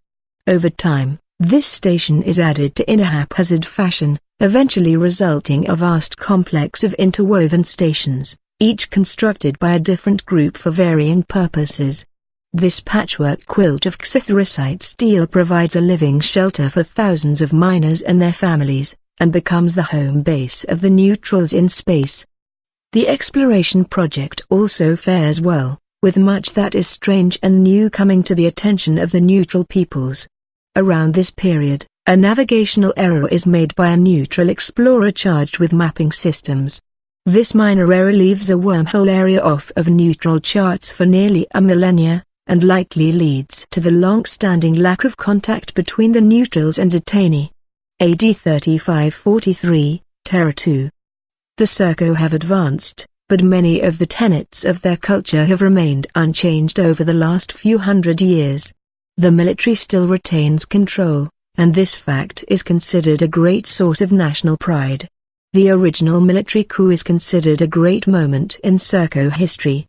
The current triumvirate determines rulings based on interpretation of the recorded long-term wishes of the first triumvirate. The power, structure, and authority of the Serco people is considered, by them, to be their greatest legacy. It is a nationally held belief that their nation will survive for 1,000 generations.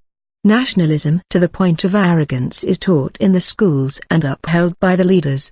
Technologically, while some breakthroughs have been made in computer structure and organic computer design, the Serco have not progressed as swiftly as one might have expected. Given their efficient government and allocation of funding and brilliant researchers, great things might have been achieved. Alas, their culture became so militarily indoctrinated that the more creative and imaginative aspects of their children were often discouraged. Obedience, honor, and skill were the valued assets of the day. All major celebrities within Serco culture were either their leaders or skilled soldiers who gained fame from prowess in the national games. These games had grown from the contests and demonstrations of skill of prior generations into the grand-scale events which now entirely occupied the public's attention. Winners of these games were held up as role models for the next generation, and children were encouraged to compete and find their place within the Hall of Warriors. A number of areas of Serco research basically stagnated within the last few hundred years, most notably their space research division. The Serco have grown to believe themselves unassailable, and this sense of pervasive military arrogance has infused most of their research programs. Their spacecraft have seen many enhancements and design modifications since the original Nighthawks were launched against the Attainee, however their basic premise is unchanged. The small fighter remains practically the only ship in service with the Serco. Little need is seen for larger or longer-range craft, since the only practical purpose of the Serco Sky Command is to monitor the now frequent comings and goings of the neutral territories' ships. The Serco do not gaze skyward. They have little interest in expansion or exploration, their culture only looks inward to their games and competitions. The youth of the Serco of this period are clearly products of their culture.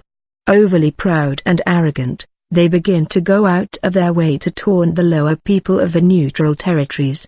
Scions of a militaristic society, they do not comprehend the neutrals' precepts of pacifism. To them the neutrals seemed merely weak and foolish, a reminder of the original frailty of their species. Filled with a mixture of disgust and boredom, the young Serco harass outlying neutral homes and peoples, often going so far as to burn fields or assault those unlucky enough to be wandering alone. These events do not escape the attention of the worried neutral leaders, who have little luck in getting the Serco government to discipline their errant youth. AD 3609, Terra 2. Serco-neutral relations have gone only downhill. Since the original harassment issues sprang up, the youth have grown to adulthood and brought about full-fledged persecution. Indeed, now new generations carry on the traditions of their parents and grandparents, torturing neutral people for their amusement. Whole villages are destroyed by laughing Serco and their fearsome pet creatures. Most of the neutrals put up little resistance, fleeing before their oppressors. However, even had they fought, they would have stood little chance against the heavily augmented, militarily enhanced Serco and their frightening creatures. An all-cities meeting is called, including every mayor of every town, to discuss the problem. Refugees of Serco entertainment wait outside the meeting building, hoping that some solution will be forthcoming to alleviate their misery. Within, many options are debated and much information is shared. There has been no luck in contacting the Serco government for help. Many of the better-known persecutors are even members of the government. Officially, the Serco Nation chooses to believe that the neutral territories do not exist, therefore how can they be oppressed? A few among the neutrals even propose fighting back, but cooler heads remind them of the immensely powerful war machine with which they share the planet. Eventually, it is concluded that they have little option but to leave Terra 2 and search for a new home, perhaps surviving in space in the meantime. Their deep space mining and farming stations have proven the idea feasible, but it will take a great deal of time to prepare, time that their people will spend suffering under the heel of the Serco. AD 3692, Terra 2. Preparations have been made, and the neutrals begin to leave Terra 2 en masse. Their population is not large, not nearly the scale of the Serco Nation or the Attainee at their height, but the undertaking is still quite massive. Its execution requires the neutrals to form a somewhat more cohesive government, mostly composed of a senate populated with the former town mayors, along with representatives of the major corporations. Most important of these corporations is TPG Corp, now the largest and the most powerful manufacturer of spacecraft. This new, more organized conglomeration of settlers and corporations is named the Union of Independent Territories. The UIT is born. The people are understandably bitter about abandoning their towns, homes, and lives. While their imaginations may be captivated by the ever-present unknowns of space, most of them were happy living in their small towns and villages, with little desire to brave the starlit voids themselves. Generations upon generations have lived in those towns, dating back to the early domes of Earth colonization. However, the people are happy to be free of the ever-present fright of the marauding Serco, and many look forward to the prospect of starting a new home on a distant planet of their own. It is not widely publicized that no such suitable planet has been found, even after the considerable exploration of the last few hundred years. For the moment, the UIT government and corporations concentrate on expanding their network of stations and rocky outposts to meet the needs of their population. As a final commentary on the perspective of the Serco as the only inhabitants of Terra 2, they decide to rename the planet Serco Prime in honor of their nation. The UIT sees this as added reason to vacate the planet as soon as possible. AD 3827, Serco Prime and Independent Territories. The neutrals and their newly formed union have abandoned Serco Prime, Terra 2, and the Sol 2 system entirely, the last of their ships vanishing through the nearer of the two wormholes about 50 years earlier. The Serco let them go with little trouble and a feeling of good riddance. The UIT have adapted well to life entirely in space, both logistically and culturally. The elders still lament for skies and seas, but the spaceborne generations consider such things unnecessary markers of a bygone era. Mechanized environment suits, adapted from the ancient farming and war technology of the Attainee, are widely employed to allow the frail humans to easily repair and expand their stations. The Serco remain unchanged. Ever focused inward, their culture stagnates even further. That is, until they detect unknown ships entering from the more distant of the two wormhole areas. Section 9, The Flame of Chaos is Rekindled, AD 3827.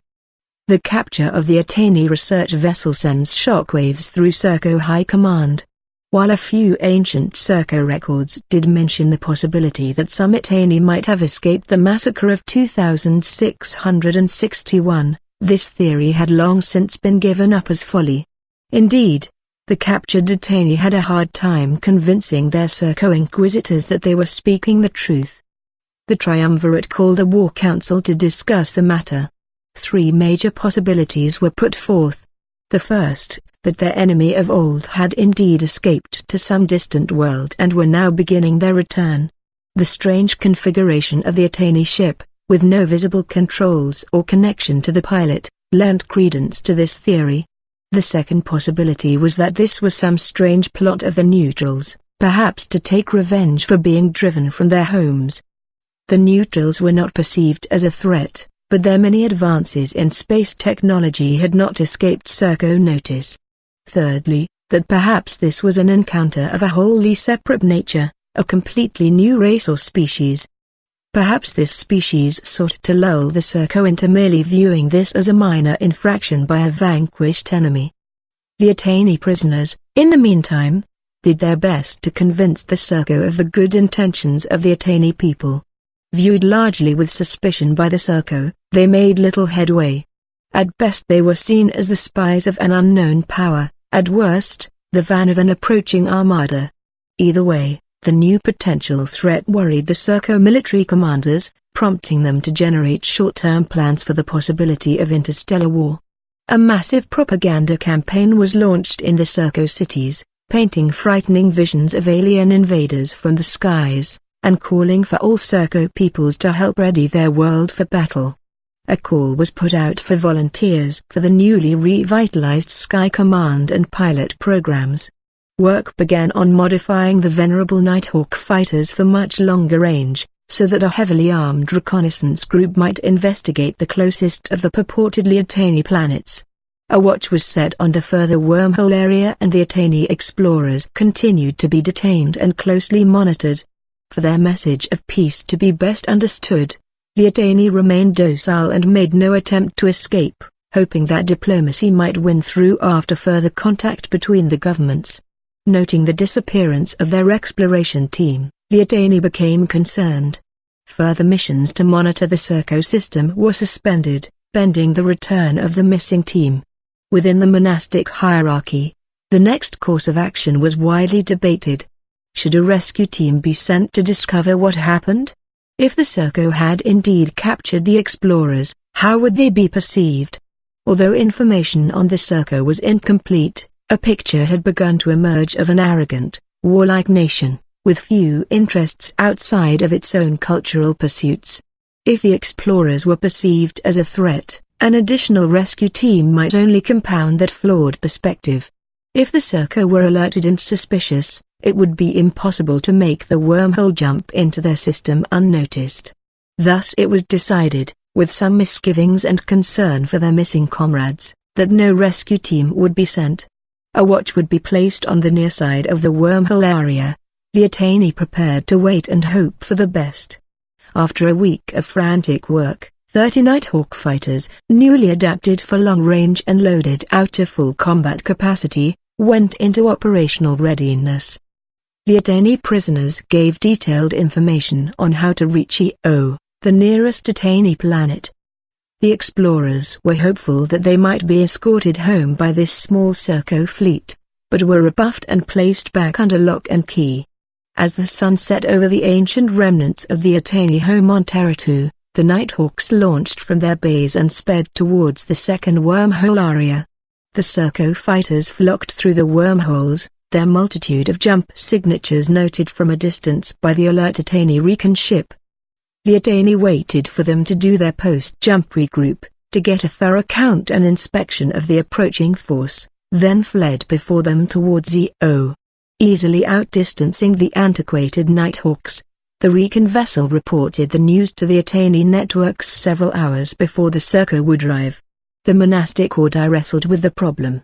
There were too many ships approaching for a simple diplomatic contact, but too few for a serious planetary attack. Scans of the ships had not noted any high-yield or organic warheads. By their antiquated reactor design, it was unlikely that the ships even had enough fuel for more than a brief trip to EO and back, with no excess for the burns required of space combat. Thus, they concluded, this was probably just an investigative and diplomatic mission with considerable defensive capabilities. Despite this conclusion, many worried over the lack of an Attainee defensive network. There were a number of monks who trained in the energy-based flight system, but the Attainee had no warships and few weapons of any kind. During the last 1,000 years of peace, there had been little need for such things. Eventually Ilan, the abbot of the temple on Eo, put forth his thoughts. "I will go," he said, "and meet the Surco in my own transport, that we might confer and deliver our message of peace, without bringing them too close to our planet."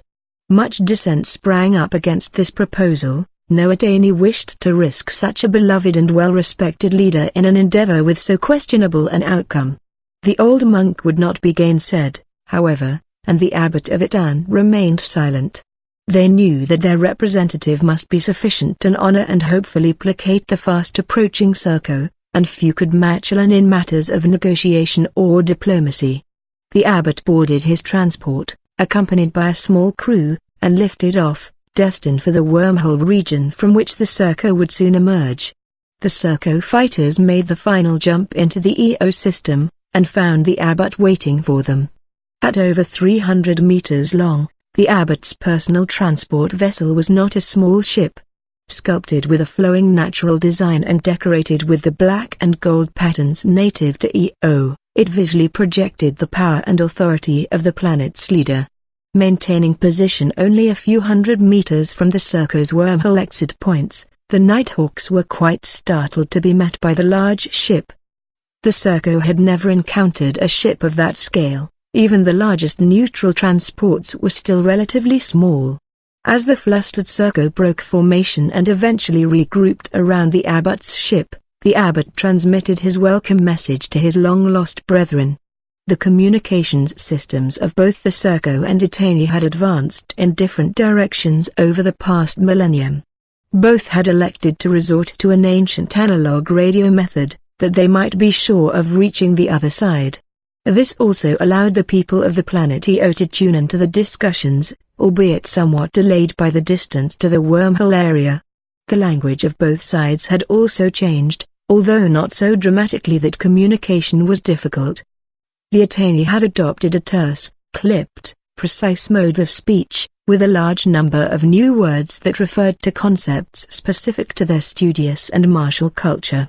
Usually moderate in tone, they enjoyed discussion, but preferred to reach a conclusion, or agreement to disagree, swiftly and succinctly. Negotiation ability was highly prized, and measured by the speed with which one might cut through peripheral matters to reach the core issue that affected both parties. The competitive nature of the Serco showed in their aggressive mode of speech. Filled with confidence, their overriding interest in bending the conversation to their will. Every discussion among the Serco was a battle, with face and cast won or lost depending on the perceived outcome. The following audio file is a recording of the first diplomatic meeting between the Attainee and the Surco Dominion, recorded on February 19, AD 3827. Greetings, inhabitant of Terra 2. Far too long has it been since our societies have met. I greet you on behalf of the Itani Nation.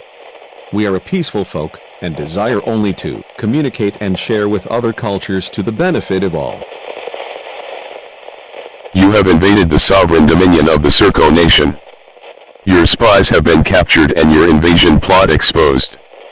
Now you sue for peace? Be thankful we permit you to speak at all. You misunderstand our intentions, friend. We sought to make contact with our long-lost brethren and to repair the wounds we inflicted upon each other. Our ancestors were blind to the evil that was Akon, and we seek reparations for his sins. We have spent the last millennium attempting to better ourselves. Our exodus to a new home has given us clarity to see what fools we were. Your entire nation is descended from war criminals, who escaped the justice of the Dominion instead of accepting their fates. You all shall answer for your crimes. Word of advice, give up your peaceful charade so I can spare you the sight of your empire in ruin a second time. We have lived as peaceful individuals all these years under the teachings of our gentle leader Ao. The planet you seen behind us is named in his honor, and he told us. We know of your history. Your precious explorers informed us of the self-righteous scumbag that led you after you fled our grasp. Well, I assure you I will not make the same mistake my predecessors made in letting you leave Terra 2. Then I regret to inform you that if you wish it, no further attempts at contact or exploration would be made by the Itani Nation. However, we would appreciate the return of our pilots from the captured exploratory mission. Your spies will never again rest in your borders. They will tell us everything we need to exterminate the inferiors, and they will be executed for all to see. Regardless, I thank the Dominion for their valuable time. Indeed, I wish to disclose that I am unable to continue negotiations at this time, but I hope we might resume discussion at some point in the future. You dare think you can leave this audience with the master race? Truly you insult us by sharing even a hint of human blood, for you are unworthy of the title of human.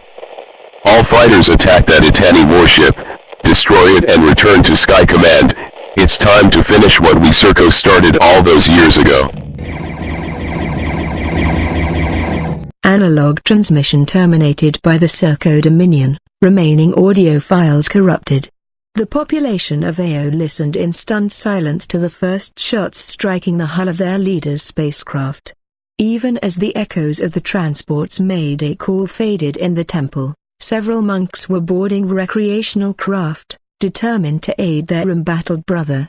The light ships were only intended for space acrobatics demonstrations, and had no offensive weapons of any kind, but the monks hoped they might at least draw off some of the attackers, perhaps even driving off the Serco by physically ramming them. The news of the monks' launch was added to the news broadcast, prompting many of Ao's citizens and spacecraft owners to decide that they too should help their much-beloved leader. Within a few minutes, Hundreds of craft were lifting off of pads around Deo and following the monks into space. The abbot himself had not been idle. He, like many academics, possessed an energy focus, largely as a teaching aid for rendering geometric concepts. Now, however, he employed it as a shield for his transport. The Serco noticed this unusual field surrounding the ship when one of their fighters collided with it, destroying the Nighthawk and killing the pilot. The angry Serco leader then ordered his squadron to destroy the transport as an example to those who would attack the Serco Nation. Concentrating all fire on the large ship, the Serco were baffled by their inability to injure the ship or penetrate its surrounding field. For several minutes this went on, the fighters bombarding the transport with the full extent of their arsenal, to no avail. However, this defense did come at a cost. Very few Attainee monks could have even formed a field large enough to encompass the entire transport ship, let alone hold it up under constant attack. The abbot of Ao, first of his order, and still sprightly at age 387, was no mere monk. Even the abbot of Itan might have been hard-pressed to match Ilan's mastery of internal power. Despite his strength, maintaining the field was an incredible drain, and one that could last but a short time. Although his crew and entourage begged him to board one of the small escape pods, he refused. He knew that the Serco might be likely to fire upon any jettisoning pods, and he was unable to break connection with the energy focus without risking their destruction. So it was that with a series of terse commands, he ordered everyone to the transport's forward cargo hold, one of the strongest areas of the ship, where they would close all the emergency pressure hatches and hope for rescue. He himself maintained contact with the focus on the bridge, straining under the load of the shield, now beginning to buckle, giving hope to the Serco that perhaps their quarry was not so indestructible. Even at top speed the monks couldn't hope to reach the transport in less than 15 minutes. When the final transmission was received from Milan's ship, detailing how he was single-handedly holding off 29 Serco warships with his energy focus, a great cheer went up from the makeshift rescue fleet. Spacecraft of all shapes and sizes had joined in, from pleasure craft to 100-year-old battered mining vessels. All converged on the distant transport at maximum speed, still unnoticed by the Serco. The Serco were intent on their perceived enemy. Volley after volley of pulse weaponry slammed into the faint, translucent field. After 5 minutes the shield had begun to oscillate and distort, sometimes uncovering areas of the transport. Within 10 minutes of the initial attack, it was evident that the field would not last much longer. At 11 minutes, 37 seconds, the abbot of Ao expired. His last effort, an explosion of energy that briefly expanded the shield to twice its size, damaging and destroying several of the harrying Nighthawks. With the final defense now fallen, the Serco wasted little time in eviscerating the remains of the noble vessel, leaving a cloud of burning debris expanding from the few intact sections of the ship. Congratulating themselves on a battle well fought, the Serco began to take stock of their situation, picking up their casualties and preparing to salvage parts of the transport for further study. It was then that they noticed the approaching armada. During this period, due to the relatively stagnated Serco space program and antiquated ship design, it is believed that the Nighthawks had little in the way of long-range scanning devices. The Serco had never explored, nor had they given a great deal of thought to space combat beyond defense of their own atmosphere. During the First Serco-Attainee War, the Nighthawks were guided by land-based scanning arrays, relieving the ships from the necessary complexities of onboard long-range scanners. Thus, it is believed that the Serco first became aware of the makeshift Attainee armada when it was close enough to be visible to the naked eye. The monks were the closest, in their small, light aerobatic ships. But it was the inimitable mass of ships behind the monks that would truly have drawn the eye.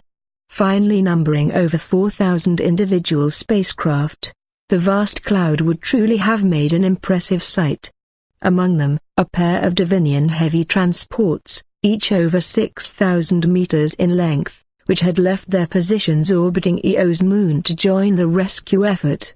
Together, Their mass alone likely blotted out the sun, a pair of menacing Goliaths of a scale never imagined by the Serco, surrounded by a cloud of ships so numerous that they filled half the sky. This vision proved too much for the Serco, who turned and fled for the wormhole. The Attainee did not pursue. They knew how fortunate they were that the Serco had retreated before their toothless wolf pack. The boat section of the Abbot's transport was recovered largely intact, with all members of the Abbot's crew still alive. Ilan's body was also recovered and brought back to EO for memorial. The Abbot of Itan, deeply shaken by the turn of events, declared a day of mourning and remembrance. A rumble of anger was brewing in the order. The Attainee would never be the same. The Serco returned home, informing their commanders of the strange altercation with the Attainee. The Triumvirate was understanding of their representatives' actions. Some in the high command were not pleased to discover they had gained a new and unknown enemy. The Triumvirate, however, maintained the hard line of Attainee spies and invasion, and considered their actions justified. Serco Prime buzzed with activity. Rumor of war brought great excitement to the militarily driven culture. The reports of the Attainee spacecraft were disquieting to the high command, however, and they had their engineers embark on the design of a fully modern interstellar armada. After the strange battle near the Attainee planet, they expected some sort of retaliation, and began to defensively arrange what forces they had. The communications networks crackled between Itan, EO, and Divinia. The monks of AO were distraught over the loss of Ilan and the aggression of the Serco. Within the monastic order on all three planets there began a loud clamor for vengeance. This highly vocal minority was sudden in its appearance and distressing to the monastic leaders. The Abbot of Itan reminded the monks of the pacifistic teachings of their founder, asking that they recall the horrible folly of war that their ancestors had brought upon themselves, leading to the exodus from Terra too. At this gentle chiding, however, the clamor only became louder. Suddenly there was a scattered lot of respected monks, all over the Itani Nation, calling for a fleet to be outfitted with weaponry, that the Attainee might rescue forcibly their imprisoned pilots.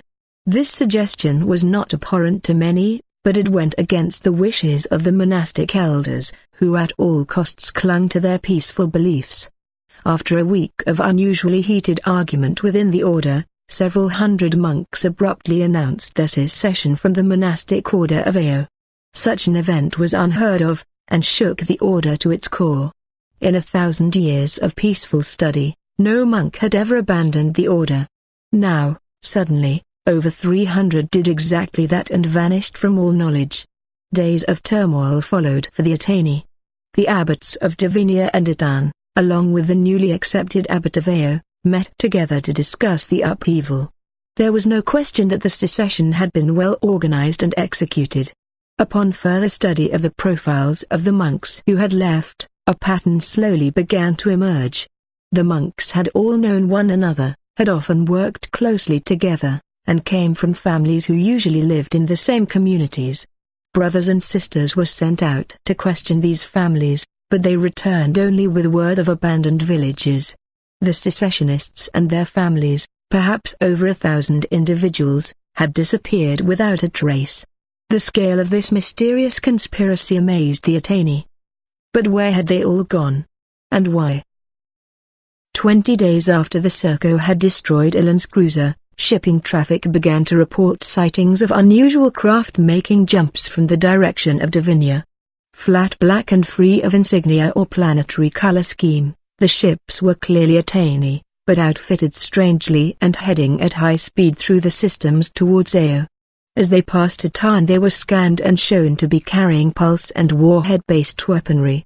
This news stunned the Attainee leaders, but by the time vessels were scrambled to follow the unusual ships, they had left the sector and proved difficult to locate. In the 1,000-year history since the settling of Itan, no serious outbreaks of violence or civic disruption had ever occurred. The monastic leaders did not seriously believe they might attack an Attainee world, but made nervous by recent events, several ships were launched from AO to watch the wormhole area that led to Itan. 17 matte black ships jumped into the AO system. clearly a group of small freighters and performance-built pleasure craft, all retrofitted for combat. The group quickly blew past the waiting sentries and headed for the other wormhole area at maximum speed. As they passed Teo, they broadcast this message. We are the Order of Amen, descendants of those who remember that evil twisting of technology and nature that yielded the Itani Nation war with Serco. Mellowed by our years of peace, we have been recently reminded of the cost of our freedom. We will not stand by and allow the arrogant demons of mechanization to destroy that which we hold dear. We will return your pilots to you, though it may cost us our lives. Without a word more, the ships vanished from the sector, speeding to their inevitable collision with the Surco. The Obsidian fleet flashed into the Sol 2 system, only to find a pair of Nighthawk sentries lying in wait. The retrofitted Attainee fighters made short work of the beleaguered, outclassed Serco, 1,000 years of ship development proving its worth in a few minutes. While the Attainee had ceased all weapon development after the first Serco-Attainee war, the Order of Achaean had apparently at least maintained some database of information on weapons design and manufacturing. Overall, the weaponry of the Serco was more advanced, but their ships were slow and far less maneuverable than the state-of-the-art Attainee craft. Additionally, the Attainee fighters contained 2 people, one responsible for piloting the ships, while another worked an energy focus to defend them. Although the abilities of the focus depended entirely on the abilities of the monk, the spacecrafts were small and the shield made a big difference in the unlikely event of a Serco successfully hitting them. After several short skirmishes, the Order of Achaean closed on Serco Prime, heading for the orbiting Serco station, the extraterrestrial wing of Serco Sky Command. As they approached, they scanned the station and noted 3 life forms who did not possess any of the standard Serco implants. The defending Serco threw their worst, launching all their remaining spacecraft and bringing a pair of newly constructed turrets to bear on their enemy. A battle blazed in the skies of Serco Prime for the next 2 hours, the first large interstellar conflict in the known history of mankind. Both sides took casualties, but the Serco fared the worst by far. Finally, their weapons depleted and their pilots dead, they prepared for the inevitable boarding by the 14 remaining Attainee vessels. Aware of the location of their pilots, the Attainee brought their freighter alongside the station, choosing to burn directly through the hull of the prison section. With the trio of bewildered but thankful pilots safely on the freighter, the Attainee retreated to an orbit a few hundred miles higher than the station, holding on a few fighters launched from the planet's side, and finally launching 2 parting gifts. A pair of small, 50-kiloton nuclear weapons raced to meet the Serco. The first struck the station, disintegrating the light orbital platform and the 400 people on board. The second penetrated the atmosphere and detonated a few hundred meters above Sky Command HQ, reducing it to shattered rubble and making a radioactive wasteland of the immediate area. Approximately 10,000 people were employed by Sky Command at that time, and several of the surrounding residential districts were obliterated, leaving another 40,000 dead. Without a word of transmission, the tiny armada vanished into the space from whence they came. The 3 Attainee pilots returned home to AO with burdensome tidings. Arriving in a small shuttle given them by the Order of Achaean, they had little to tell of their rescuers, but much to report on their captors. The Midnight Fleet had vanished immediately after launching their shuttle, and had not returned through the wormholes to Divinia, which were now closely monitored. News of Attainee victory over the Serco was met with both horror and jubilation. Everyone was delighted with the return of the pilots. Many were happy to have decidedly defeated the Serco in an interstellar battle, and in some measure believed that justice had been served for the murder of Ilan. Most were aghast at the use of nuclear weaponry and the estimated casualties from the Sky Command attack. Few, however, grimly recognized the ultimate truth of the attack. The most arrogant of peoples had received a bloody nose and a bruised ego. A nation so militaristically centered, even if technologically stagnant, would never forgive such a transgression. They would be coming. War with the Serco had begun. For the moment, however, The attention of the monastic order of Ao was focused inward. Studies of the mysterious order of Achaean had begun to bear fruit. Among the more incredible aspects of the order's appearance was its sudden and impressive use of weaponry. No weapons of those types had been manufactured in a millennium. There were few records of their construction even known to exist. It was doubtful that the splinter group had created all their weapons, including at least 2 thermonuclear devices, in only a week's time. Not impossible, but still improbable. The footage of the Black Fleet revealed considerable thought put into their design and modification. This had been no one-week retrofit. If the ships had been in development for longer, what did this imply? Perhaps the Order of Achaean had been preparing for war for some time? War with whom? They had shown no signs of aggression towards the Attainee. Then another subtle fact appeared. Of the initial groundswell of support for exploration of the Sol 2 sector and subsequent possible contact with the Serco, 90% of the supportive messages had come from now defected members of the splinter group. Even their selection of the name the Order of Achaean was itself unusual. Why name yourselves after a character so vilified in modern Itani history that his very name is spoken with distaste? Eventually a theory emerged. A small core of people on board the original Ark had sworn vengeance against the Serco, even as they prepared to abandon their planet. Perhaps a few among them were former henchmen of the fallen Achaean, and wished that his legacy continue. After the settling of Itani, this group lived on in secret, teaching separate histories and building exclusive communities. Hundreds of years of peace no doubt calmed their desire for vengeance, and for a time their oaths slept. Until a major event occurred that spurred the group to suddenly reassert itself and push for new Attainee Serco contact. The nature of this event, as well as many aspects of this theory, were pure conjecture. Still, enough of the conjecture rang true to cause widespread discussion. What motivated the strange Order of Achaean? Where had they gone, and when would they return? After the news of the nuclear attack on Surco's Sky Command, a small number of respected Attainee monks began recommending the development of defensive weaponry. This did not sit well with many officials of the Order of Ao, calling it an abandonment of the pacifistic teachings for which they stand. Would you have us become destructive monsters, like the so-called Order of Achaean? They asked. After a heated discussion that followed, it was eventually decided that time would be put into the necessary research, and that such weaponry would be constructed, but not used unless the need is demonstrated. A few muttered that the need would not be fully demonstrated until the Serco rained death upon their heads, and cast worried looks at the sky. Section 10 Battle after battle, war after war. AD 3830, Surco Prime. If the Serco had been a culturally and technologically stagnant people before, they are now a raging torrent of innovation. The Order of Achaean's attacks utterly polarized the population into a common thirst for conquest and revenge. Massive resources are directed towards the design and construction of a new high-tech armada, built for no other purpose than to destroy the Attainee. Nighthawks are greatly improved with better maneuverability and weapons. Their range cannot be significantly enhanced with the limitations of existing technology, so instead the Serco build massive carrier ships to take them to battle. Planetary bombardment ships, fleet protection destroyers, and troop carriers all make their way from the drawing board to the orbit of Serco Prime. The military as a whole undergoes a great reassessment of strategy, rethinking their ancient land war tactics. Favor is found with small teams of enhanced, smarter guises, compact enough for interstellar transport and numerous enough to provide a substantial ground force.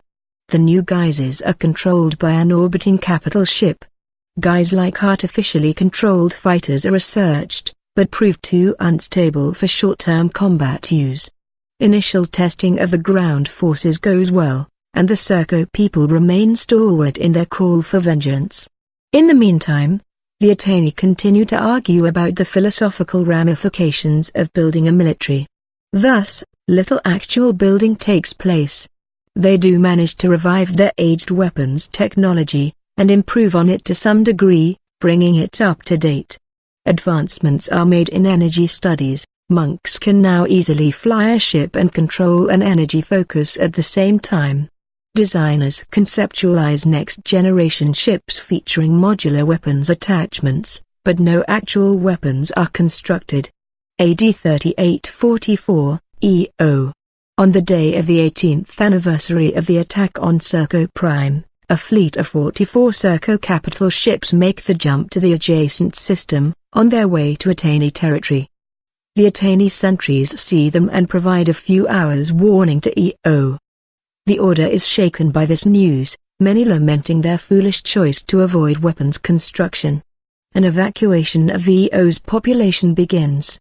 The planet being the most recently settled of the Attainee worlds, and the most lightly populated, the evacuation is managed with time to spare. A diplomatic envoy is dispatched to the wormhole area, in a last hope of negotiating with the incoming Serco armada. Negotiation is not considered likely, however, so the envoy also carries a number of highly trained monks to power the energy focus, along with a high-yield thermonuclear device as a final option. As the massive Serco invasion force begins its final jump into EO's system, the envoy begins broadcasting requests for negotiation. The Serco fleet silently forms in front of the envoy, unresponsive to communications. Eventually, the envoy states that the attack on the Serco people was perpetrated by little-known Attainee splinter group, and that the Attainee people have no interest in war with the Serco. The sneering Serco commander finally responds, "Of course you have no interest in war, now that you read your demise in our presence." Immediately after, the Serco open fire on the envoy. The Attainee diplomatic vessel flees before the pursuing armada, the monks on board hard-pressed to maintain the shield against so great an onslaught. The Attainee decide to release their bomb, dropping it behind them in the path of the fleet. It detonates with the sudden brilliance of a new star, taking out several capital ships, including the flagship of the Serco commander. However, the rest of the fleet was spread over too great an area to have received much collective damage. The diplomatic vessel manages to escape in the ensuing confusion, but the loss of their commander has only strengthened the will of the invaders. In relatively short order the Serco arrive at EO and begin bombardment. The geysers are landed and start their assaults on the cities, which seem oddly silent and lightly defended. Most of the major cities are destroyed during this rampage, but few living Attainee are found, let alone killed. The Serco are perplexed, but soon begin to make pronouncements of occupying the planet on behalf of the Serco people, whose vengeance will not be soon forgotten. A few thousand Attainee are found and killed, on various parts of the planet, those who were unable to evacuate or chose to stay behind. The sparseness of the population only further angers the Serco, who now perceive that the Attainee have retreated before them. They have just begun scanning for additional wormhole areas in the sector, to track down the remaining Attainee planets, when the Order of Achaean abruptly arrives on the scene. A massive battle rages above the skies of EO for the next 6 hours. The Order has made considerable achievements in their defensive shielding, which proves more than a match for the improved Serco weaponry. Despite this fact, the Achaenees are severely outnumbered. The day might still have gone badly, if not for the sudden appearance of a large number of fighters from Attainee, hurriedly retrofitted with prototype weaponry. Both sides take heavy casualties, until the tide is finally turned with the destruction of the Guy's control ship. Perceiving that their hopes for occupation have been dashed, the Serco retreat, taking their 12 remaining capital ships and vanishing through the wormhole towards their home. The Attainee celebrate their hard-won victory. Praised for their prompt arrival, the Order of Achaean tersely states that they were simply doing their duty. Not long after, the Black Fleet vanishes once more. AD 3845, EO. The Attainee's success in the Battle of EO came at great cost. Although the casualties were far fewer than they might have been, a great many had still died, and the surface of the planet was in ruins. With little left of their cities, the refugees returned to the sad task of rebuilding. This put a considerable economic burden on the planets of Divinia and Attainee, but they were up to the task. EO must be rebuilt, they said, more beautiful than ever. The residents got to work, and were happy to be swiftly recreating their homes. However, this did little to salve their anger at the Serco. The Order of EO had made no statements regarding their response to the Serco attack, and continued to weather the heated discussions within their ranks. Many wished to build a great armada, and attack the Serco, wipe out all their ability to make war, and put a permanent military watch on their nation. While this might have succeeded, it was a tenuous chance at best. The Attainee knew nothing of the significant defensive measures the Serco had undertaken since Sky Command had been obliterated. Such an assault would likely have been long and brutal, and probably achieved little aside from the decimation and demoralization of both cultures. As it was, the suggestions of aggression were roundly rejected by the monastic leadership. This caused unusually venomous and heated debate within the hierarchy, and placing a great weight and sadness on the countenance of the abbot of Itani, to whom most of the order looked for guidance. He agreed that, from what was known, peaceful negotiation with the Serco was unlikely, although it should be explored at every opportunity. He could not bear to consider aggression against the Serco, and in so doing, irreparably violate the Order's deeply held philosophy. He would, however, mandate the construction of a great military fleet, to be staffed and governed from within the Order, and to protect the Attainee people from aggression. The posture of this fleet would be strictly defensive. It would be forbidden to travel beyond the systems claimed by the Attainee. It would make no assaults on civilian populations or bombardments of planets inhabited by civilians. This military wing of the Order would be known as the Attainee Defensive Corps. Most of the Order applauded this solution, and immediately set about the organization and construction of this defensive corps. Some were dissatisfied, however, and demanded a more aggressive stance against the Serco. When news of the agreement was broadcast, reaction was similar. On Itani and Divinia, most found the defensive posture acceptable. On EO, refugees bitterly asked if the Serco will be made to answer at all for their pitiless attack on a peaceable and wholly civilian population. No satisfactory answer was forthcoming. About a year after the Battle of EO, the Order of Achaean abruptly passed through the Attainee sectors, broadcasting a message.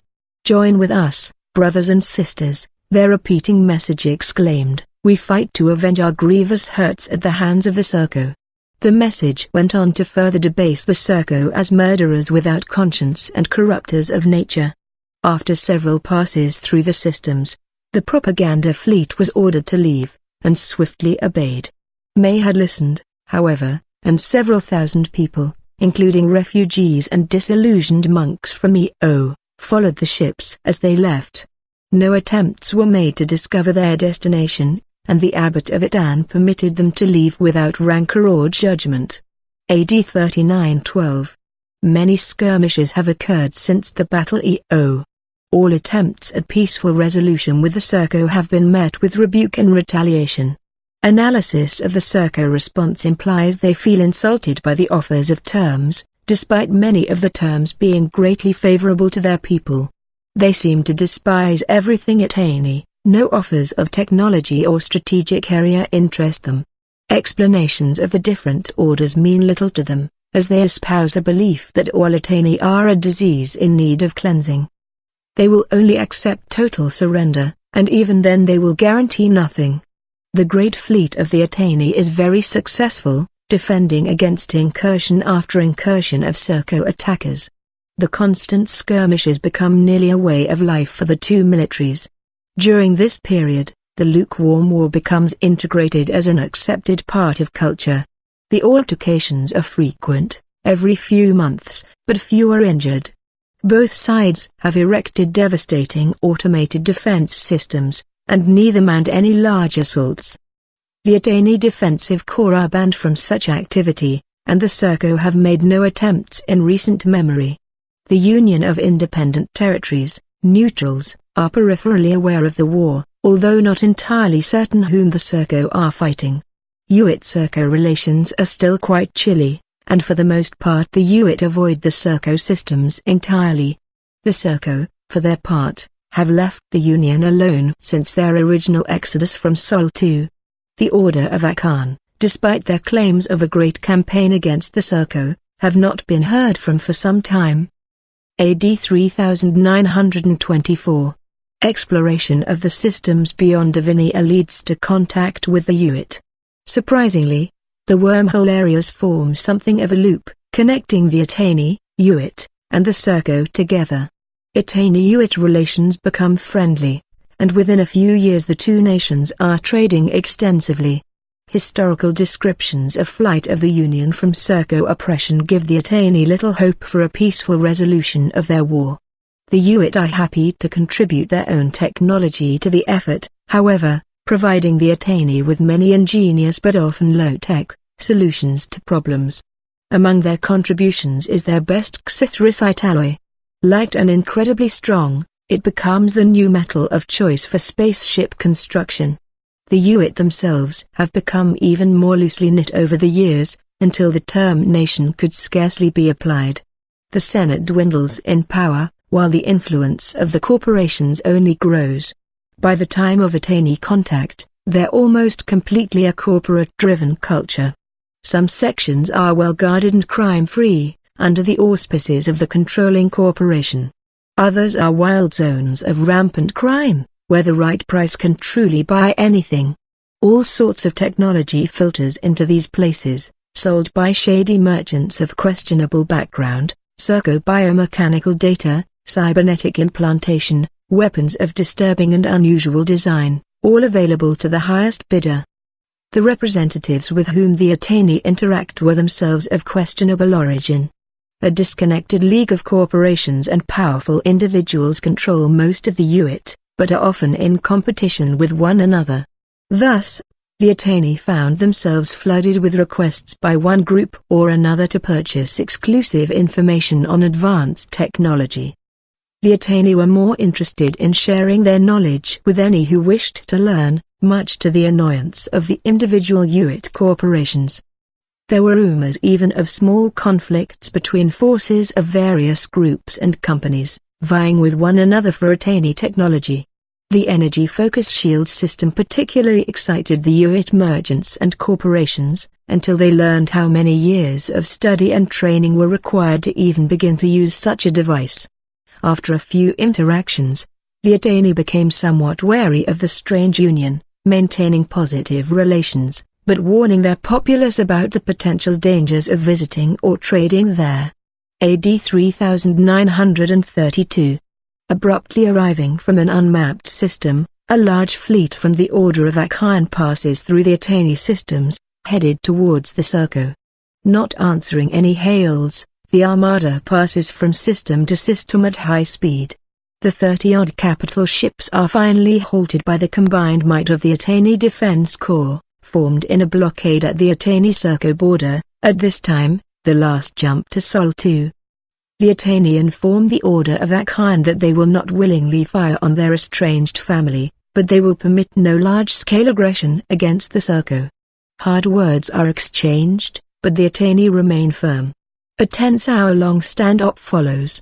Encrypted communications fly back and forth between the remote fleet. Suddenly and without a word, the Akanee's fleet turns and return back from whence they came. AD 4012. The UIT are contacted by the Order of Akan. Asked to remain discreet in all their dealings, the Union begins much fruitful trade with the sect. All exchanges are made in sectors of nondescript space. The UIT are permitted no information on the Akanee's home base. Veiled threats are suggested, should any attempt to discover its location.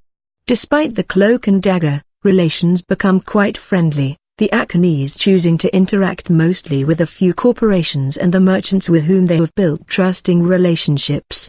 AD 4063. A massive Serco campaign begins, over 200 capital ships and carriers making the jump across the well-established border. The full power of the Attainee military is brought to bear on the defense of the sector, along with the activation of all 20 asteroid-based defense cannon. 80 Attainee ships regroup near the defensive perimeter before wading into the fray. The Serco have greatly advanced their weapons technology, but are still hard-pressed to break through the Attainee focus fields or the 11 right armor plating beneath. For 12 hours the battle rages, the firestorm leaving scars on the nearby planet and asteroid field that can still be seen to this day. After all 20 of the massive defense cannon are knocked out, the Attainee clearly begin to lose ground. Rather than risk being completely wiped out, they begin a strategic retreat to the next sector, sending runners back to EO and Itani for whatever reinforcements are available. Outnumbered nearly 3 to 1 by this point, the Attainee are hard-pressed, but they make the best use of their speed advantage, flying before the Serco, only to rally at the next tactically sound area. After making the jump to the next sector, they again regroup, hitting the Serco as they follow through the wormholes. The Serco take heavy casualties. Both sides have lost thousands of people by this point, but they still press on. After 18 hours of strategic retreat and reassembly, the Attainee are down to 22 capital ships of varying types, and 100 or so fighters. The Serco still wield nearly 80 capital ships, their carriers allowing them to swap out exhausted pilots in the middle of battle. The Attainee have never developed carriers, their pilots usually returning to their home planet after a day's work, but no such luxuries can be taken here. Having been pushed back 2 systems from the border, the Attainee are now only a single jump from EO. Reinforcements have been few and far between, as most of the Attainee military has already been expended. Knowing they are not far from the kill, the Serco begin to use their advantage of fighter numbers to harry any reinforcements who arrive. The Attainee, battered but not yet beaten, begin the rally they know will be their last. Cap ship crews prepare to overload their reactors and plant their ships into the midst of their enemy. Behind them, the light of Deneb glints off of a vast field of giant ice chunks. Aeron's ice field, named for the explorer who found it, hundreds of years earlier, is the last physical obstacle before the wormhole-capable area that gives access to EO's system. Through the ice field the embattled crews see a great chorus of wormholes begin to open, like 100 glowing flowers. The Attanee's obsidian armada, numbering nearly 90 capital ships, emerges to wild cheering from the remaining Attainee. In their wake follows over 200 civilian ships, cannibalized and retrofitted for combat. The Battle of Aeron's icefield only lasted 2 hours, but it is warmly remembered in the hearts of the Attainee people. The Attanees were the deciding factor in the turning the tide, but the courage of the civilians made up for any lack in their equipment or experience. The light, highly maneuverable Attainee ships had an increased advantage once the battle began within the icefield proper. As many Serco fighters were destroyed by the ice as were destroyed by their enemies. The Serco chose suddenly to break off their attack, despite having recently been reinforced by an additional 40 capital ships. They passed out of the sector, returning to the adjacent system and remaining the en masse. The Attainee chose to not pursue, instead focusing on their casualties and very bedraggled defense force. The Attanees remained for a few hours, before leaving as well. When thanked for their invaluable assistance, they responded simply, yes. Over the next few days, weeks, months, and years, the area around Aeron's icefield was heavily fortified. Large asteroids were brought through the wormhole to act as bases for defensive batteries. 100 years later, the 3 Goliath cannon, Alecto, Megara and Tisiphone, were constructed and lent their considerable presence to the defense of the region. The Attainee never reclaimed the 2 lost systems, which were eventually colonized and fortified by the Serco. These borders remain to this day. AD 4119. The Attainee make significant improvements to their weapon technologies, yielding more efficient and more damaging fire. Capital ships can now deliver a withering fusillade of high-energy pulse flares. Additionally, a new cruiser class is introduced, making the heavy cruiser the largest of the Attainee cap ships at nearly 2,000 meters. Both heavy and light cruisers can carry and sustain a number of smaller craft for long-range support purposes. Altercations with the Serco have dropped off considerably since the offensive of 4063. The Attainee continue their defensive focus, learning lessons from that greatest of space battles, and further refining and altering their designs and strategies to eliminate perceived flaws. Section 11, Space Rampo. AD 4172. After nearly 100 years of complete silence on the Surco-Attainee border, the Surco begin what was apparently a small offensive. 40 capital ships jump into the Attainee buffer sector. The three ladies, the Goliath cannon, brought to life for their first combat use since their construction. Spitting their particular form of death, a 50-meter-long condensed cloud of excited antimatter particles surrounding a phased singularity. The passage of their shells visibly ripples any light, as well as, arguably, space and time. Massive swathes are cut in the enemy fleet with every shot. Within approximately 2 minutes, the Surco have been reduced to 5 ships. Another 20 ships jump in, only to immediately jump back out again, once the state of their comrades becomes apparent. At a total of 7 minutes, 31 seconds from start to finish, the incident is recorded as the 7-minute battle. AD 4203, Surco Prime. Sporadic clashes between the Surco and Attainee continue for the next few years.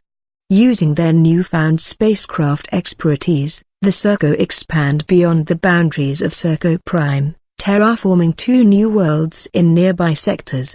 This conglomeration of planets becomes known as the Surco Dominion. Culturally, the Surco have mellowed to some degree, their trademark arrogance no longer quite so prevalent. Their view of the Attainee remains well entrenched. The Attainee are seen as their enemy since time immemorial, eternal combatants against whom the success of their own civilization is measured.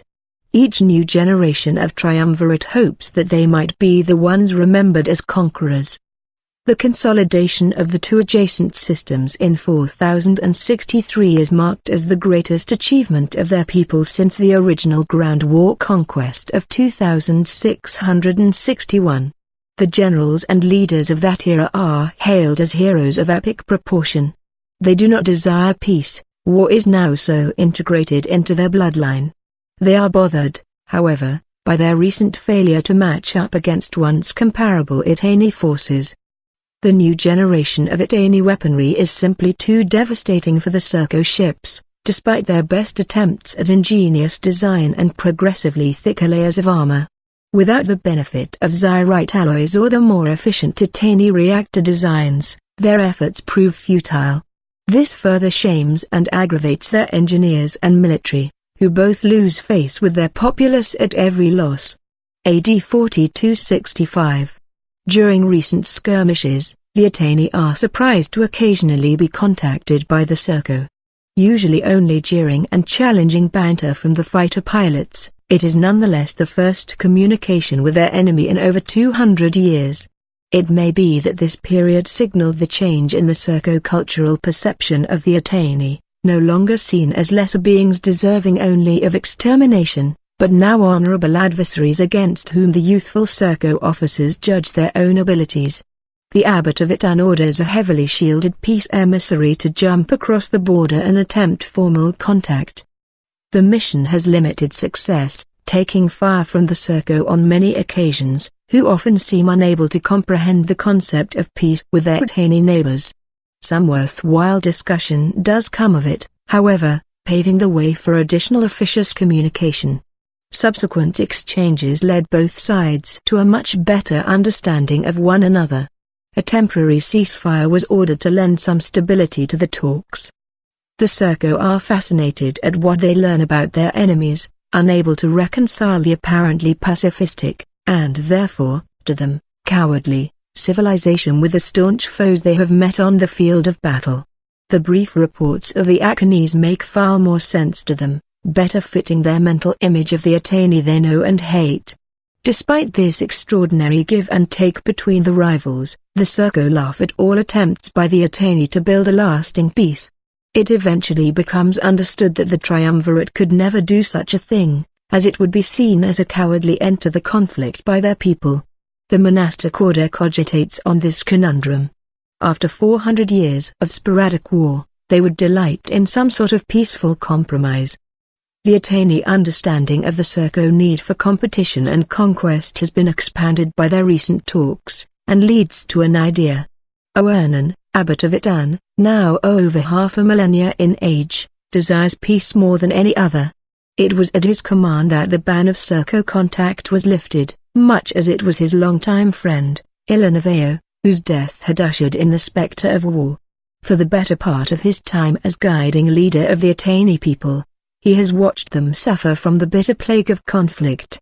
Even the splintering off of the Achaenes, whose hatred could not be contained by the peaceable Attainee culture, was a blow to his heart. Nearing the end of his span, which was the longest of any Attainee to date, he wished to see closure before he died. Therefore, he made a proposal to the Serco. Oernan suggests a bout of unarmed single combat between himself and a chosen representative of the Serco. If the outcome of this challenge favored the Attainee, the Serco would agree to a 100-year ceasefire.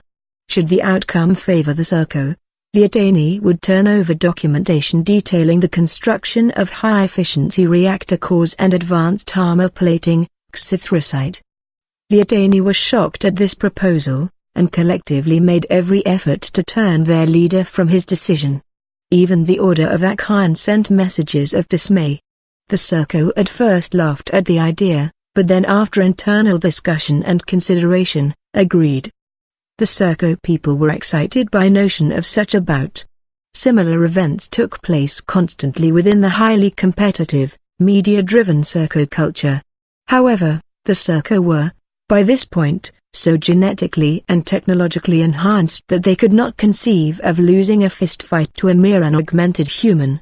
Oernan's age, bearing, and stature among his people did give pause to the wiser Serco, but few counted him as a threat.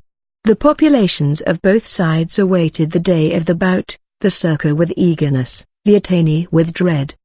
The Serco selection of a representative to answer the challenge was complex indeed.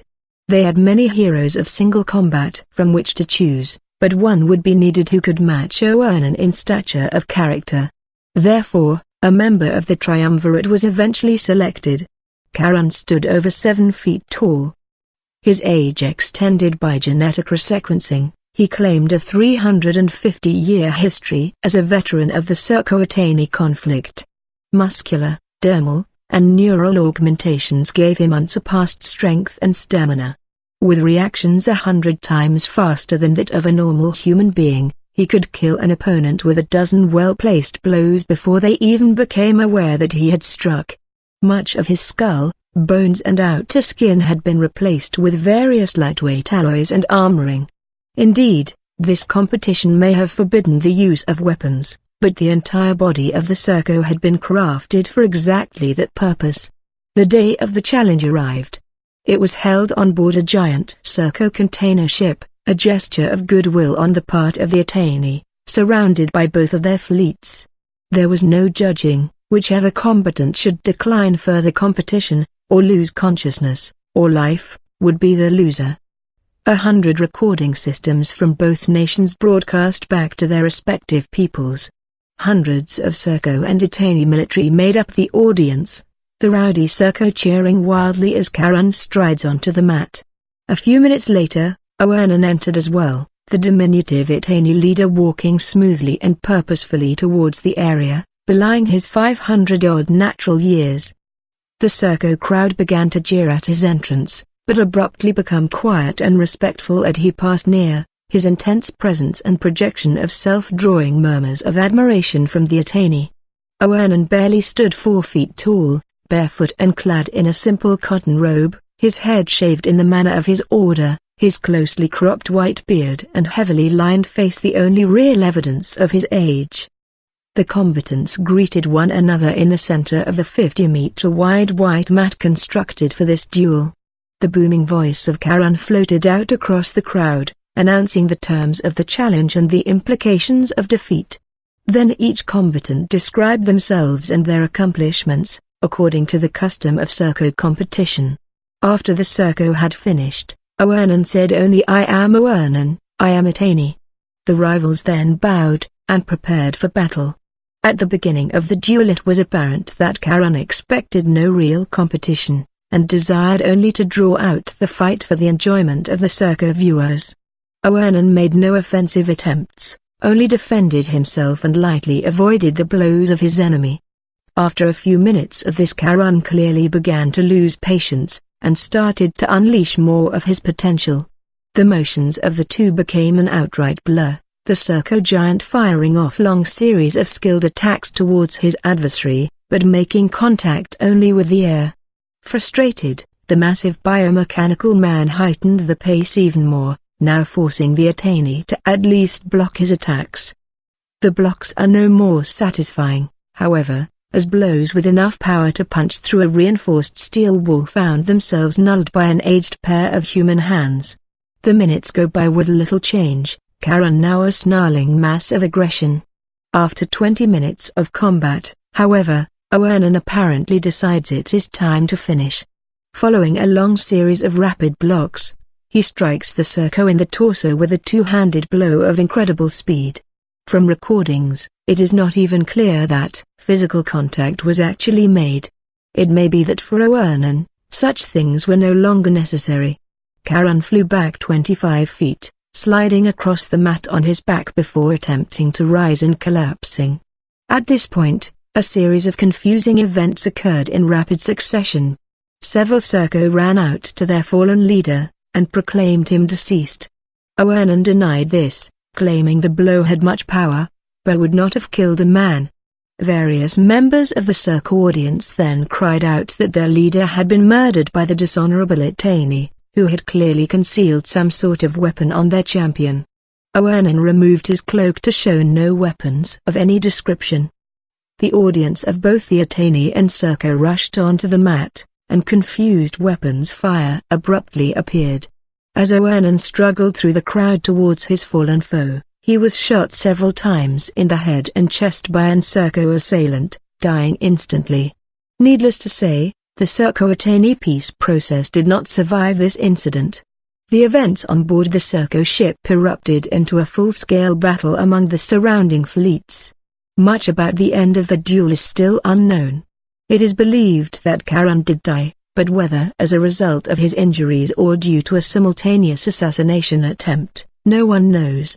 It is now known that Charon himself had brought about much of the interaction with the Attainee, perhaps against the wishes of the other triumvirate members. At that time, many Serco still viewed any negotiation with the Attainee as a cowardly and tasteless act. The possibility of a 100-year ceasefire with the Attainee might not have appealed to much of the government. Some have suggested that such an agreement would not have been welcomed by the Achaenes, either.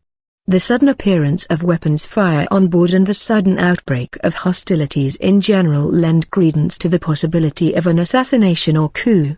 The truth may never be known. Section 12, Final Recap. AD 4294. The death of the two leaders revitalized the Serco-Attainee border war, resulting in major incursions on both sides. The Attainee stay true to their fallen leaders' defensive wishes, but begin to pursue fleeing Serco fleets through the wormholes. The Order of Achaean again attempts to bring their fleet to bear against the Serco worlds, but are again blocked by the Attainee. AD 4346.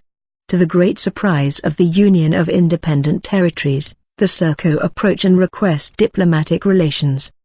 The Serco even go so far as to make symbolic reparations for driving the Union from Terra to. The UIT still look askance at the Serco, but will trade with anyone if it results in their profit. Many Union merchants take great joy in toying with the Serco, negotiating vast sums in exchange for technological documentation, only to turn over flawed or incomplete information. Despite these setbacks, the Serco patiently absorb whatever they can learn from the Union, including, eventually, much of the Attainee reactor technology. Now equipped with Zyrite armored ships and more efficient gravitic pulse engines, the Serco begin to militarily match up with their enemy. AD 4389. The Serco begin a large-scale incursion into Attainee territory. During combat, Itani pilots hear the Surco screaming epithets and demanding vengeance for various atrocities, unusually emotional battlefield behavior for the Surco. A number of long battles follow, many times during which the Attainee are hard-pressed to push back the invasion, despite the use of the Goliath cannon.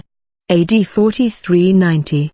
Communication with Union explorers reveals reports of Attainee ships, likely Attanees, having crossed through the independent territories into Surco systems. Chilly but civil communications with the Surco follow, and establish that one of their planets was heavily bombarded by a hit-and-run fleet of black Attainee battle cruisers, who fled the area before defenders arrived. The Attainee deny their involvement, and the likely role of the Order of Achaean is brought to light. The Surco request passage through Attainee territory to search for and destroy the Achaeanee's home. After some heated internal debate, the Attainee deny the request. The Surco respond that protection of a murderer is little better than being a murderer, and discontinue diplomatic relations. Nonetheless, the border becomes quiet for the moment. The Attainee attempt to locate the Achaeanee's base with no success. Attempts at contacting the Order of Achaean fail. The UIT reports the Achaeanees have not purchased from them in some time, but make no promise of notifying the Attainee, should they appear again. AD 4407. The UIT brings to the attention of the Attainee several attempts by the Surco to bring large fleets through the independent territories to Attainee space. The UIT politically prevent the Surco from crossing by threatening to relinquish trade agreements, while simultaneously building up their borders with defensive batteries. The Surco back down, for the moment. AD 4422. The Surco again report bombardment from unknown vessels, near the UIT border. The Union border is now defended well enough to dismay any Surco wishing to pursue the unknown fleet's theoretical course back to Attainee space. For their part, the UIT deny permitting passage to any such fleet, suggesting they would have prevented the passage of such ships, rather than jeopardize their now valuable trade franchise with the Surco. When data is requested on the attacking fleet, the Surco are vague and report difficulties in identifying the ships. AD 4426. The Surco again reports civilian bombardment to the UIT and Attainee via diplomatic channels. When both groups respond, once again requesting more data on the incursion, the Surco suddenly clam up and break off discussion. Some suggest that new information may have become available to the Surco, mid-negotiation. AD 4431. An Attainee defensive fleet, undergoing training exercises near the Attainee-UIT border, reports contact with multiple Surco fighters of unusual configuration. Attempts at pursuit are thwarted when the enemy vessels seem to disappear. The Surco government is unresponsive to inquiry. Behavior of the fighters suggests scanning for wormhole areas, perhaps an attempt at locating the Achaeanee's base. AD 4432. Present day. The Surco and Attainee systems space are sealed to almost all outsiders, barring allied traders. Large battle fleets fight for control over the Deneb sector, with the balance of power ever shifting. Almost all military technology is now balanced between the three factions, with newer capital ships being designed to help break through the borders.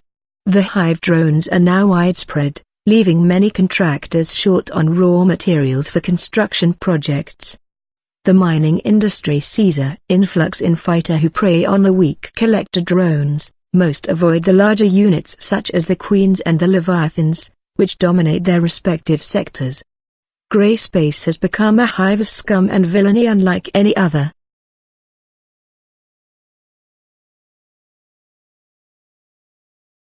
Alert! Order of AO Divinia Data Archives perimeter scanners detect enemy assault fleet, configuration recognized as error. Long-range scanners jammed. Enemy missiles en route. Shields and defensive cannons activated. Alert! Shield overloaded. 4 hull breaches detected. Alert! Defensive cannons offline. Hangar Bay 1 scanners detect 48 foreign life signatures. Hangar Bay 2 scanners offline. Perimeter defensive systems offline. Commence long-distance data transfer to order of AO Central Data Archives. Data transfer complete. Commence data purge. Data purge complete. Alert, shield generator offline. Critical defensive failure. Launching all escape pods to planet surface. Error. Primary reactor critical. Core processing systems transferred to backup power grid. Escape pods offline. Life support systems offline. Artificial gravity generator offline. Primary reactor offline. Backup power grid critical. Self-destruct sequence engaged. Initiating final log sequence. Audio file found. Beginning playback. Error. Audio file partially corrupted. Hi Command. Do you read me? Over. We're under attack. Our station is lost. Do not send reinforcements. We are transmitting our report to you now. Commander, if you can hear me, we found the order of ACOM. The base of operations is in the error system in secular error. Please use this information. I error you. Don't let our sacrifice be in error. Audio file corrupted beyond repair. Backup power grid offline. Entering standby mode.